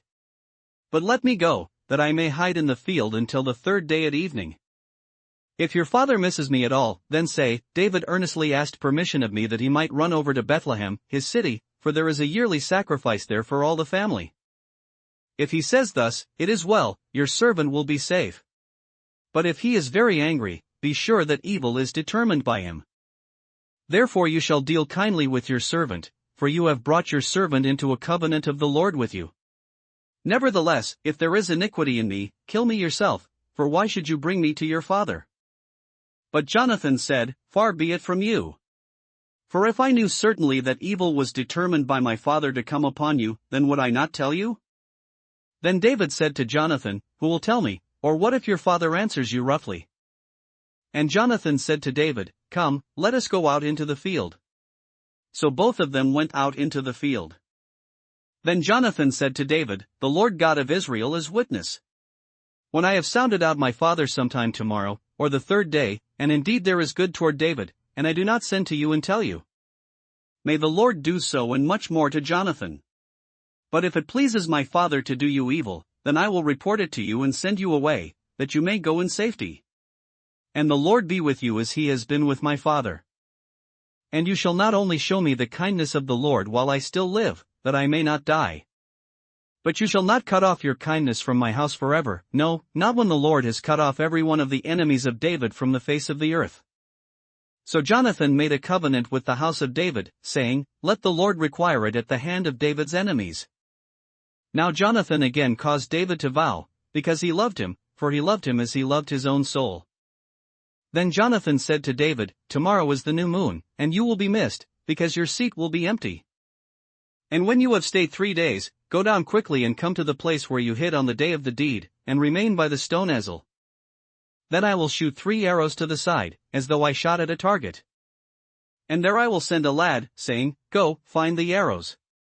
If I expressly say to the lad, Look, the arrows are on this side of you, get them and come then, as the Lord lives, there is safety for you and no harm. But if I say thus to the young man, Look, the arrows are beyond you, go your way, for the Lord has sent you away. And as for the matter which you and I have spoken of, indeed the Lord be between you and me forever. Then David hid in the field. And when the new moon had come, the king sat down to eat the feast. Now the king sat on his seat, as at other times, on a seat by the wall. And Jonathan arose, and Abner sat by Saul's side, but David's place was empty. Nevertheless Saul did not say anything that day, for he thought, Something has happened to him, he is unclean, surely he is unclean. And it happened the next day, the second day of the month, that David's place was empty. And Saul said to Jonathan his son, Why has the son of Jesse not come to eat, either yesterday or today? So Jonathan answered Saul, David earnestly asked permission of me to go to Bethlehem. And he said, Please let me go, for our family has a sacrifice in the city, and my brother has commanded me to be there. And now, if I have found favor in your eyes, please let me get away and see my brothers. Therefore he has not come to the king's table. Then Saul's anger was aroused against Jonathan, and he said to him, You son of a perverse, rebellious woman. Do I not know that you have chosen the son of Jesse to your own shame and to the shame of your mother's nakedness? For as long as the son of Jesse lives on the earth, you shall not be established, nor your kingdom. Now therefore, send and bring him to me, for he shall surely die. And Jonathan answered Saul his father, and said to him, Why should he be killed? What has he done? Then Saul cast a spear at him to kill him, by which Jonathan knew that it was determined by his father to kill David. So Jonathan arose from the table in fierce anger, and ate no food the second day of the month, for he was grieved for David, because his father had treated him shamefully. And so it was, in the morning, that Jonathan went out into the field at the time appointed with David, and a little lad was with him. Then he said to his lad, Now run, find the arrows which I shoot. As the lad ran, he shot an arrow beyond him. When the lad had come to the place where the arrow was which Jonathan had shot, Jonathan cried out after the lad and said, Is not the arrow beyond you? And Jonathan cried out after the lad, Make haste, hurry, do not delay. So Jonathan's lad gathered up the arrows and came back to his master. But the lad did not know anything. Only Jonathan and David knew of the matter. Then Jonathan gave his weapons to his lad, and said to him, Go, carry them to the city. As soon as the lad had gone, David arose from a place toward the south, fell on his face to the ground, and bowed down 3 times. And they kissed one another, and they wept together, but David more so. Then Jonathan said to David, Go in peace, since we have both sworn in the name of the Lord, saying, May the Lord be between you and me, and between your descendants and my descendants, forever. So he arose and departed, and Jonathan went into the city. 1 Samuel 21. Now David came to Nob, to Ahimelech the priest. And Ahimelech was afraid when he met David, and said to him, Why are you alone, and no one is with you? So David said to Ahimelech the priest, The king has ordered me on some business, and said to me, Do not let anyone know anything about the business on which I send you, or what I have commanded you. And I have directed my young men to such and such a place. Now therefore, what have you on hand? Give me 5 loaves of bread in my hand, or whatever can be found. And the priest answered David and said, There is no common bread on hand, but there is holy bread, if the young men have at least kept themselves from women. Then David answered the priest, and said to him, Truly, women have been kept from us about 3 days since I came out. And the vessels of the young men are holy, and the bread is in effect common, even though it was consecrated in the vessel this day. So the priest gave him holy bread, for there was no bread there but the showbread which had been taken from before the Lord, in order to put hot bread in its place on the day when it was taken away. Now a certain man of the servants of Saul was there that day, detained before the Lord. And his name was Dog, an Edomite, the chief of the herdsmen who belonged to Saul. And David said to Ahimelech, Is there not here on hand a spear or a sword? For I have brought neither my sword nor my weapons with me, because the king's business required haste. So the priest said, The sword of Goliath the Philistine, whom you killed in the valley of Elah, there it is, wrapped in a cloth behind the ephod. If you will take that, take it. For there is no other except that one here. And David said, There is none like it, give it to me. Then David arose and fled that day from before Saul, and went to Achish the king of Gath. And the servants of Achish said to him, Is this not David the king of the land? Did they not sing of him to one another in dances, saying, Saul has slain his thousands, and David his 10,000s? Now David took these words to heart, and was very much afraid of Achish the king of Gath. So he changed his behavior before them, pretended madness in their hands, scratched on the doors of the gate, and let his saliva fall down on his beard. Then Achish said to his servants, Look, you see the man is insane. Why have you brought him to me? Have I need of madmen, that you have brought this fellow to play the madman in my presence? Shall this fellow come into my house? 1 Samuel 22. David therefore departed from there and escaped to the cave of Adullam. So when his brothers and all his father's house heard it, they went down there to him. And everyone who was in distress, everyone who was in debt, and everyone who was discontented gathered to him. So he became captain over them.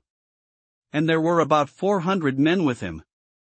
Then David went from there to Mizpah of Moab, and he said to the king of Moab, Please let my father and mother come here with you, till I know what God will do for me. So he brought them before the king of Moab, and they dwelt with him all the time that David was in the stronghold.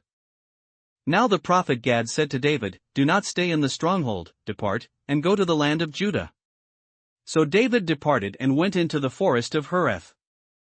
When Saul heard that David and the men who were with him had been discovered, now Saul was staying in Gibeah under a tamarisk tree in Ramah, with his spear in his hand, and all his servants standing about him. Then Saul said to his servants who stood about him, Hear now, you Benjamites. Will the son of Jesse give every one of you fields and vineyards, and make you all captains of thousands and captains of hundreds? All of you have conspired against me, and there is no one who reveals to me that my son has made a covenant with the son of Jesse, and there is not one of you who is sorry for me or reveals to me that my son has stirred up my servant against me, to lie in wait, as it is this day. Then answered Dog the Edomite, who was set over the servants of Saul, and said, I saw the son of Jesse going to Nob, to Ahimelech the son of Ahitub. And he inquired of the Lord for him, gave him provisions, and gave him the sword of Goliath the Philistine. So the king sent to call Ahimelech the priest, the son of Ahitub, and all his father's house, the priests who were in Nob. And they all came to the king. And Saul said, Hear now, son of Ahitub. He answered, Here I am, my lord. Then Saul said to him, Why have you conspired against me, you, and the son of Jesse, in that you have given him bread and a sword, and have inquired of God for him, that he should rise against me, to lie in wait, as it is this day?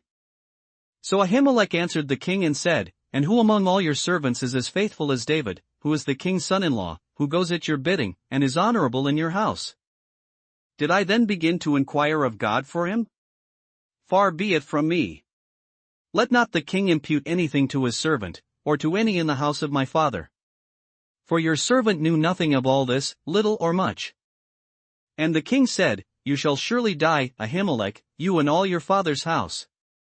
Then the king said to the guards who stood about him, Turn and kill the priests of the Lord, because their hand also is with David, and because they knew when he fled and did not tell it to me. But the servants of the king would not lift their hands to strike the priests of the Lord. And the king said to Dog, You turn and kill the priests. So Dog the Edomite turned and struck the priests, and killed on that day 85 men who wore a linen ephod. Also Nob, the city of the priests, he struck with the edge of the sword, both men and women, children and nursing infants, oxen and donkeys and sheep with the edge of the sword. Now one of the sons of Ahimelech the son of Ahitub, named Abiathar, escaped and fled after David. And Abiathar told David that Saul had killed the Lord's priests. So David said to Abiathar, I knew that day, when Dog the Edomite was there, that he would surely tell Saul. I have caused the death of all the persons of your father's house. Stay with me, do not fear. For he who seeks my life seeks your life, but with me you shall be safe. 1 Samuel 23. Then they told David, saying, Look, the Philistines are fighting against Keilah, and they are robbing the threshing floors. Therefore David inquired of the Lord, saying, Shall I go and attack these Philistines? And the Lord said to David, Go and attack the Philistines, and save Keilah.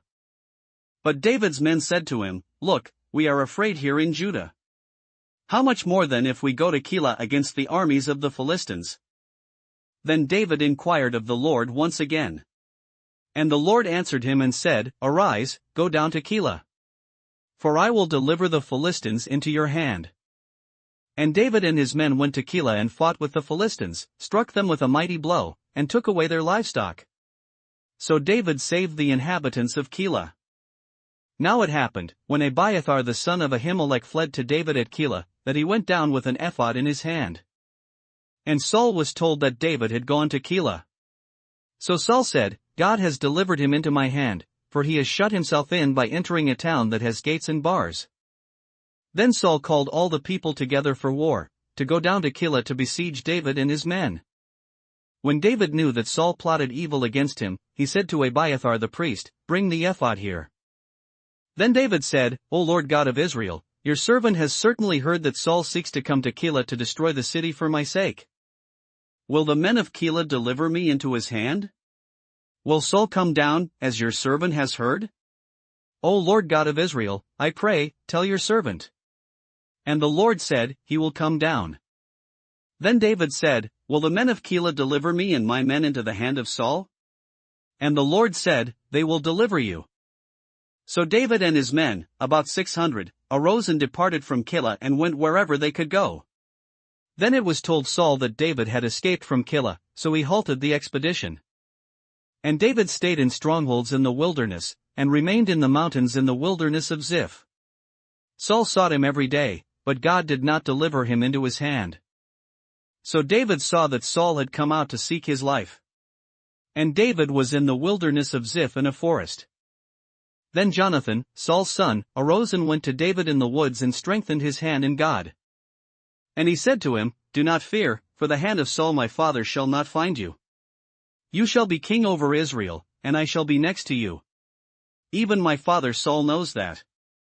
So the two of them made a covenant before the Lord. And David stayed in the woods, and Jonathan went to his own house.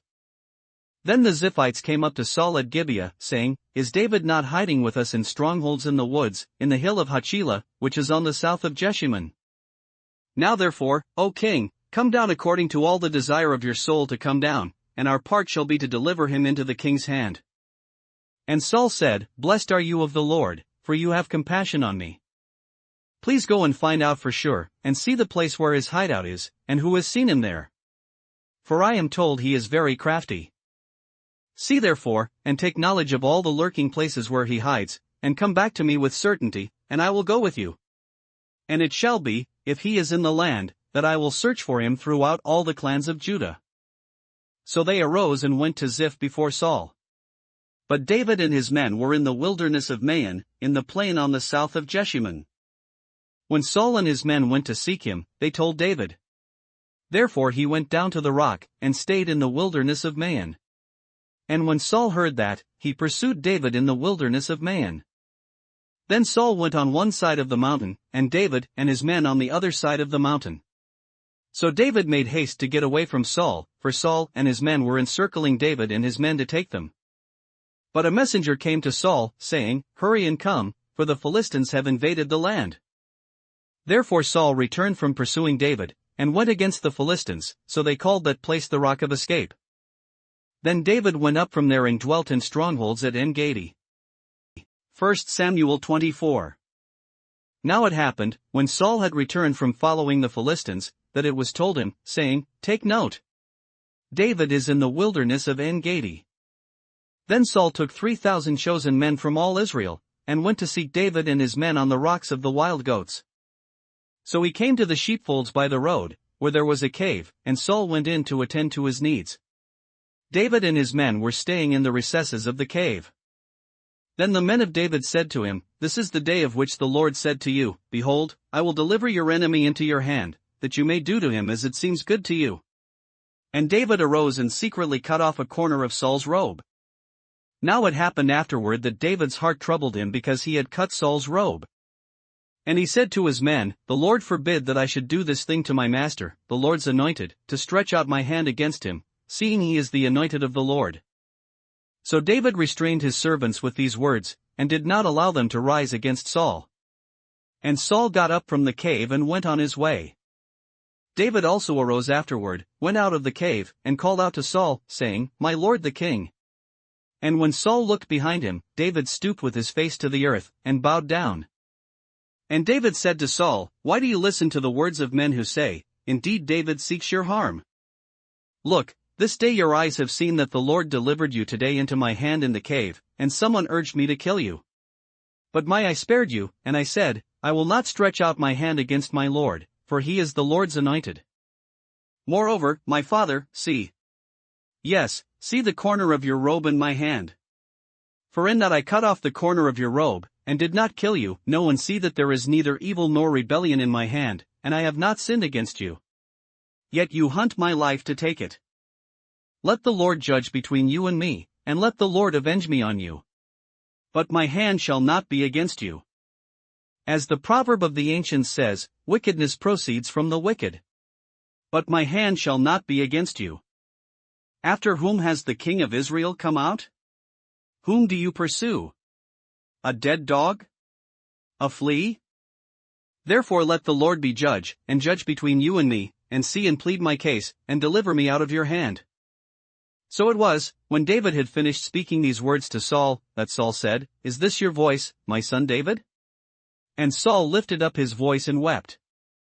Then he said to David, You are more righteous than I, for you have rewarded me with good, whereas I have rewarded you with evil. And you have shown this day how you have dealt well with me, for when the Lord delivered me into your hand, you did not kill me. For if a man finds his enemy, will he let him get away safely? Therefore may the Lord reward you with good for what you have done to me this day. And now I know indeed that you shall surely be king, and that the kingdom of Israel shall be established in your hand. Therefore swear now to me by the Lord that you will not cut off my descendants after me, and that you will not destroy my name from my father's house. So David swore to Saul. And Saul went home, but David and his men went up to the stronghold. 1 Samuel 25. Then Samuel died, and the Israelites gathered together and lamented for him, and buried him at his home in Ramah. And David arose and went down to the wilderness of Paran. Now there was a man in Maon whose business was in Carmel, and the man was very rich. He had 3,000 sheep and 1,000 goats. And he was shearing his sheep in Carmel. The name of the man was Nabal, and the name of his wife Abigail. And she was a woman of good understanding and beautiful appearance, but the man was harsh and evil in his doings. He was of the house of Caleb.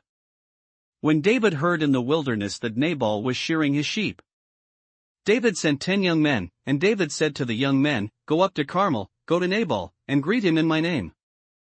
And thus you shall say to him who lives in prosperity, Peace be to you, peace to your house, and peace to all that you have. Now I have heard that you have shearers. Your shepherds were with us, and we did not hurt them, nor was there anything missing from them all the while they were in Carmel. Ask your young men, and they will tell you. Therefore let my young men find favor in your eyes, for we come on a feast day. Please give whatever comes to your hand to your servants and to your son David." So when David's young men came, they spoke to Nabal according to all these words in the name of David, and waited. Then Nabal answered David's servants, and said, "Who is David, and who is the son of Jesse? There are many servants nowadays who break away each one from his master. Shall I then take my bread and my water and my meat that I have killed for my shearers, and give it to men when I do not know where they are from?" So David's young men turned on their heels and went back, and they came and told him all these words. Then David said to his men, "Every man gird on his sword." So every man girded on his sword, and David also girded on his sword. And about 400 men went with David, and 200 stayed with the supplies. Now one of the young men told Abigail, Nabal's wife, saying, "Look, David sent messengers from the wilderness to greet our master, and he reviled them. But the men were very good to us, and we were not hurt, nor did we miss anything as long as we accompanied them, when we were in the fields. They were a wall to us both by night and day, all the time we were with them keeping the sheep. Now therefore, know and consider what you will do, for harm is determined against our master and against all his household. For he is such a scoundrel that one cannot speak to him." Then Abigail made haste and took 200 loaves of bread, 2 skins of wine, 5 sheep already dressed, 5 seahs of roasted grain, 100 clusters of raisins, and 200 cakes of figs, and loaded them on donkeys. And she said to her servants, "Go on before me, see, I am coming after you." But she did not tell her husband Nabal. So it was, as she rode on the donkey, that she went down under cover of the hill, and there were David and his men, coming down toward her, and she met them. Now David had said, "Surely in vain I have protected all that this fellow has in the wilderness, so that nothing was missed of all that belongs to him. And he has repaid me evil for good.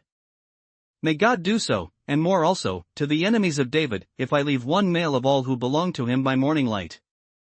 Now when Abigail saw David, she dismounted quickly from the donkey, fell on her face before David, and bowed down to the ground. So she fell at his feet and said, "On me, my lord, on me let this iniquity be.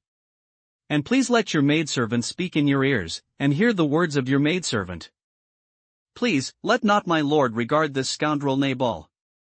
For as his name is, so is he, Nabal is his name, and folly is with him. But I, your maidservant, did not see the young men of my lord whom you sent. Now therefore, my lord, as the Lord lives and as your soul lives, since the Lord has held you back from coming to bloodshed and from avenging yourself with your own hand, now then, let your enemies and those who seek harm for my lord be as Nabal. And now this present which your maidservant has brought to my lord, let it be given to the young men who follow my lord. Please forgive the trespass of your maidservant. For the Lord will certainly make for my lord an enduring house, because my lord fights the battles of the Lord, and evil is not found in you throughout your days. Yet a man has risen to pursue you and seek your life, but the life of my lord shall be bound in the bundle of the living with the Lord your God, and the lives of your enemies he shall sling out, as from the pocket of a sling. And it shall come to pass, when the Lord has done for my lord according to all the good that he has spoken concerning you, and has appointed you ruler over Israel, that this will be no grief to you, nor offense of heart to my lord, either that you have shed blood without cause, or that my lord has avenged himself. But when the Lord has dealt well with my lord, then remember your maidservant." Then David said to Abigail, "Blessed is the Lord God of Israel, who sent you this day to meet me. And blessed is your advice and blessed are you, because you have kept me this day from coming to bloodshed and from avenging myself with my own hand.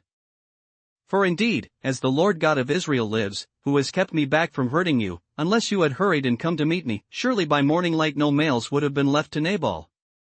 So David received from her hand what she had brought him, and said to her, "Go up in peace to your house. See, I have heeded your voice and respected your person." Now Abigail went to Nabal, and there he was, holding a feast in his house, like the feast of a king. And Nabal's heart was merry within him, for he was very drunk. Therefore she told him nothing, little or much, until morning light. So it was, in the morning, when the wine had gone from Nabal, and his wife had told him these things, that his heart died within him, and he became like a stone. Then it happened, after about 10 days, that the Lord struck Nabal, and he died. So when David heard that Nabal was dead, he said, "Blessed be the Lord, who has pleaded the cause of my reproach from the hand of Nabal, and has kept his servant from evil. For the Lord has returned the wickedness of Nabal on his own head. And David sent and proposed to Abigail, to take her as his wife. When the servants of David had come to Abigail at Carmel, they spoke to her saying, David sent us to you, to ask you to become his wife. Then she arose, bowed her face to the earth, and said, Here is your maidservant, a servant to wash the feet of the servants of my lord. So Abigail rose in haste and rode on a donkey, attended by 5 of her maidens, and she followed the messengers of David, and became his wife. David also took Ahinoam of Jezreel, and so both of them were his wives. But Saul had given Michal his daughter, David's wife, to Palti the son of Laish, who was from Galilee. 1 Samuel 26. Now the Ziphites came to Saul at Gibeah, saying, Is David not hiding in the hill of Hachilah, opposite Jeshimon? Then Saul arose and went down to the wilderness of Ziph, having 3,000 chosen men of Israel with him, to seek David in the wilderness of Ziph. And Saul encamped in the hill of Hachilah, which is opposite Jeshimon, by the road. But David stayed in the wilderness, and he saw that Saul came after him into the wilderness. David therefore sent out spies, and understood that Saul had indeed come. So David arose and came to the place where Saul had encamped. And David saw the place where Saul lay, and Abner the son of Ner, the commander of his army. Now Saul lay within the camp, with the people encamped all around him. Then David answered, and said to Ahimelech the Hittite and to Abishai the son of Zeruiah, brother of Joab, saying, Who will go down with me to Saul in the camp? And Abishai said, I will go down with you. So David and Abishai came to the people by night, and there Saul lay sleeping within the camp, with his spear stuck in the ground by his head. And Abner and the people lay all around him. Then Abishai said to David, God has delivered your enemy into your hand this day. Now therefore, please, let me strike him at once with the spear, right to the earth, and I will not have to strike him a second time. But David said to Abishai, Do not destroy him, for who can stretch out his hand against the Lord's anointed, and be guiltless? David said furthermore, As the Lord lives, the Lord shall strike him, or his day shall come to die, or he shall go out to battle and perish. The Lord forbid that I should stretch out my hand against the Lord's anointed. But please, take now the spear and the jug of water that are by his head, and let us go. So David took the spear and the jug of water by Saul's head, and they got away, and no man saw or knew it or awoke. For they were all asleep, because a deep sleep from the Lord had fallen on them. Now David went over to the other side, and stood on the top of a hill afar off, a great distance being between them. And David called out to the people and to Abner the son of Ner, saying, Do you not answer, Abner? Then Abner answered and said, Who are you, calling out to the king? So David said to Abner, Are you not a man? And who is like you in Israel? Why then have you not guarded your lord the king? For one of the people came in to destroy your lord the king. This thing that you have done is not good. As the Lord lives, you deserve to die, because you have not guarded your master, the Lord's anointed. And now see where the king's spear is, and the jug of water that was by his head. Then Saul knew David's voice, and said, Is that your voice, my son David?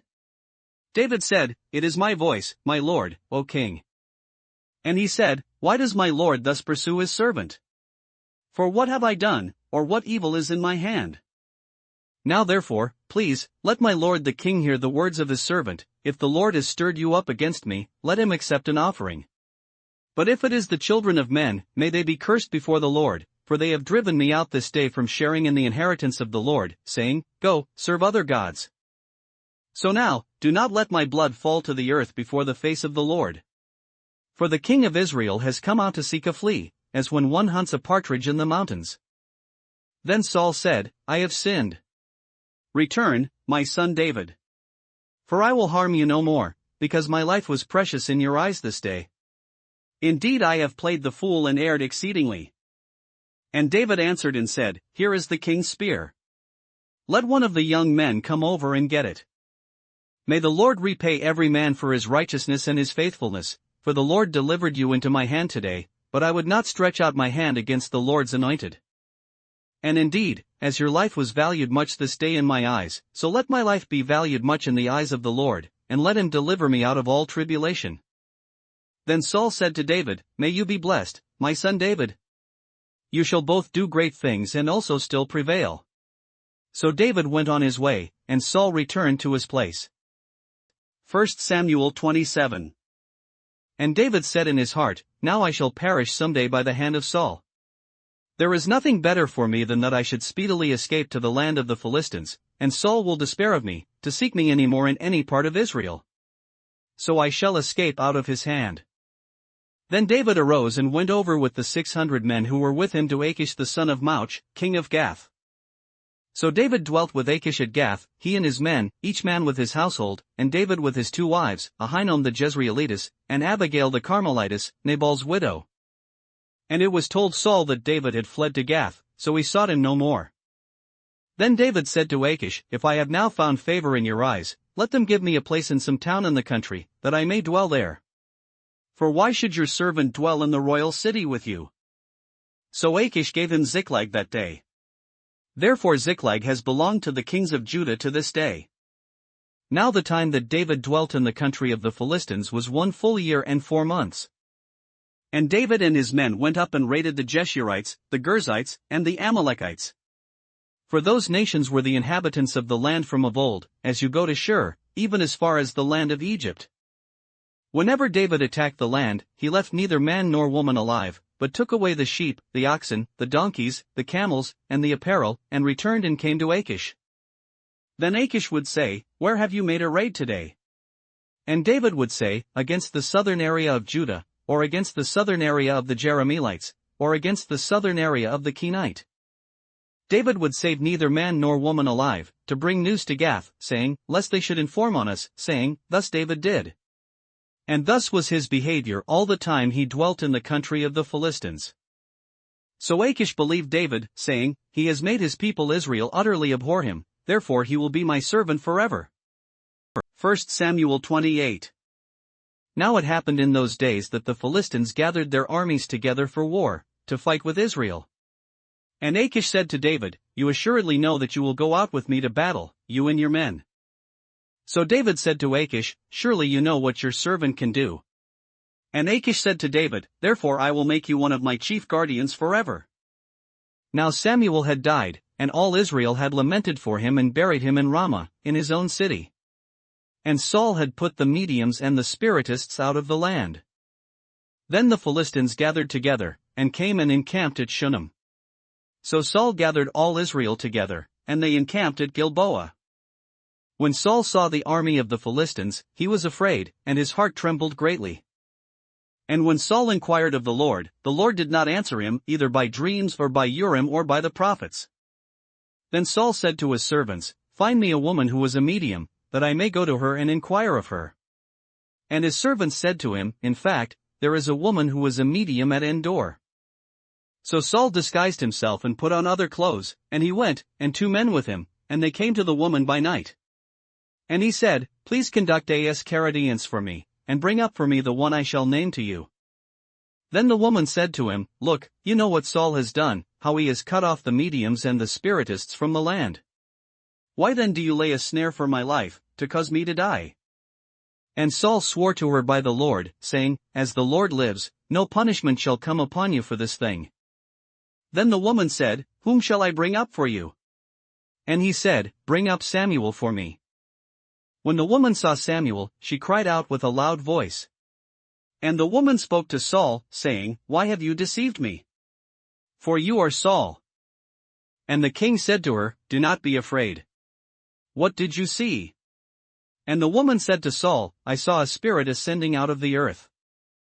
So he said to her, What is his form? And she said, An old man is coming up, and he is covered with a mantle. And Saul perceived that it was Samuel, and he stooped with his face to the ground and bowed down. Now Samuel said to Saul, Why have you disturbed me by bringing me up? And Saul answered, I am deeply distressed, for the Philistines make war against me, and God has departed from me and does not answer me any more, neither by prophets nor by dreams. Therefore I have called you, that you may reveal to me what I should do. Then Samuel said, So why do you ask me, seeing the Lord has departed from you and has become your enemy? And the Lord has done for himself as he spoke by me. For the Lord has torn the kingdom out of your hand and given it to your neighbor, David. Because you did not obey the voice of the Lord nor execute his fierce wrath upon Amalek, therefore the Lord has done this thing to you this day. Moreover, the Lord will also deliver Israel with you into the hand of the Philistines. And tomorrow you and your sons will be with me. The Lord will also deliver the army of Israel into the hand of the Philistines." Immediately Saul fell full length on the ground, and was dreadfully afraid because of the words of Samuel. And there was no strength in him, for he had eaten no food all day or all night. And the woman came to Saul and saw that he was severely troubled, and said to him, "Look, your maidservant has obeyed your voice, and I have put my life in my hands and heeded the words which you spoke to me. Now therefore, please, heed also the voice of your maidservant, and let me set a piece of bread before you, and eat, that you may have strength when you go on your way." But he refused and said, "I will not eat." So his servants, together with the woman, urged him, and he heeded their voice. Then he arose from the ground and sat on the bed. Now the woman had a fatted calf in the house, and she hastened to kill it. And she took flour and kneaded it, and baked unleavened bread from it. So she brought it before Saul and his servants, and they ate. Then they rose and went away that night. 1 Samuel 29. Then the Philistines gathered together all their armies at Aphek, and the Israelites encamped by a fountain which is in Jezreel. And the lords of the Philistines passed in review by hundreds and by thousands, but David and his men passed in review at the rear with Achish. Then the princes of the Philistines said, "What are these Hebrews doing here?" And Achish said to the princes of the Philistines, "Is this not David, the servant of Saul king of Israel, who has been with me these days, or these years? And to this day I have found no fault in him since he defected to me." But the princes of the Philistines were angry with him, so the princes of the Philistines said to him, "Make this fellow return, that he may go back to the place which you have appointed for him, and do not let him go down with us to battle, lest in the battle he become our adversary. For with what could he reconcile himself to his master, if not with the heads of these men? Is this not David, of whom they sang to one another in dances, saying, Saul has slain his thousands, and David his 10,000s? Then Achish called David and said to him, "Surely, as the Lord lives, you have been upright, and your going out and your coming in with me in the army is good in my sight. For to this day I have not found evil in you since the day of your coming to me. Nevertheless the Lords do not favor you. Therefore return now, and go in peace, that you may not displease the lords of the Philistines."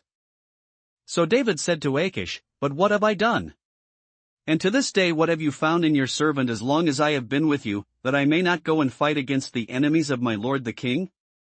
Then Achish answered and said to David, "I know that you are as good in my sight as an angel of God, nevertheless the princes of the Philistines have said, He shall not go up with us to the battle. Now therefore, rise early in the morning with your master's servants who have come with you. And as soon as you are up early in the morning and have light, depart."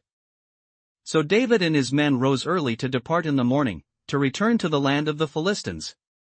And the Philistines went up to Jezreel. 1 Samuel 30.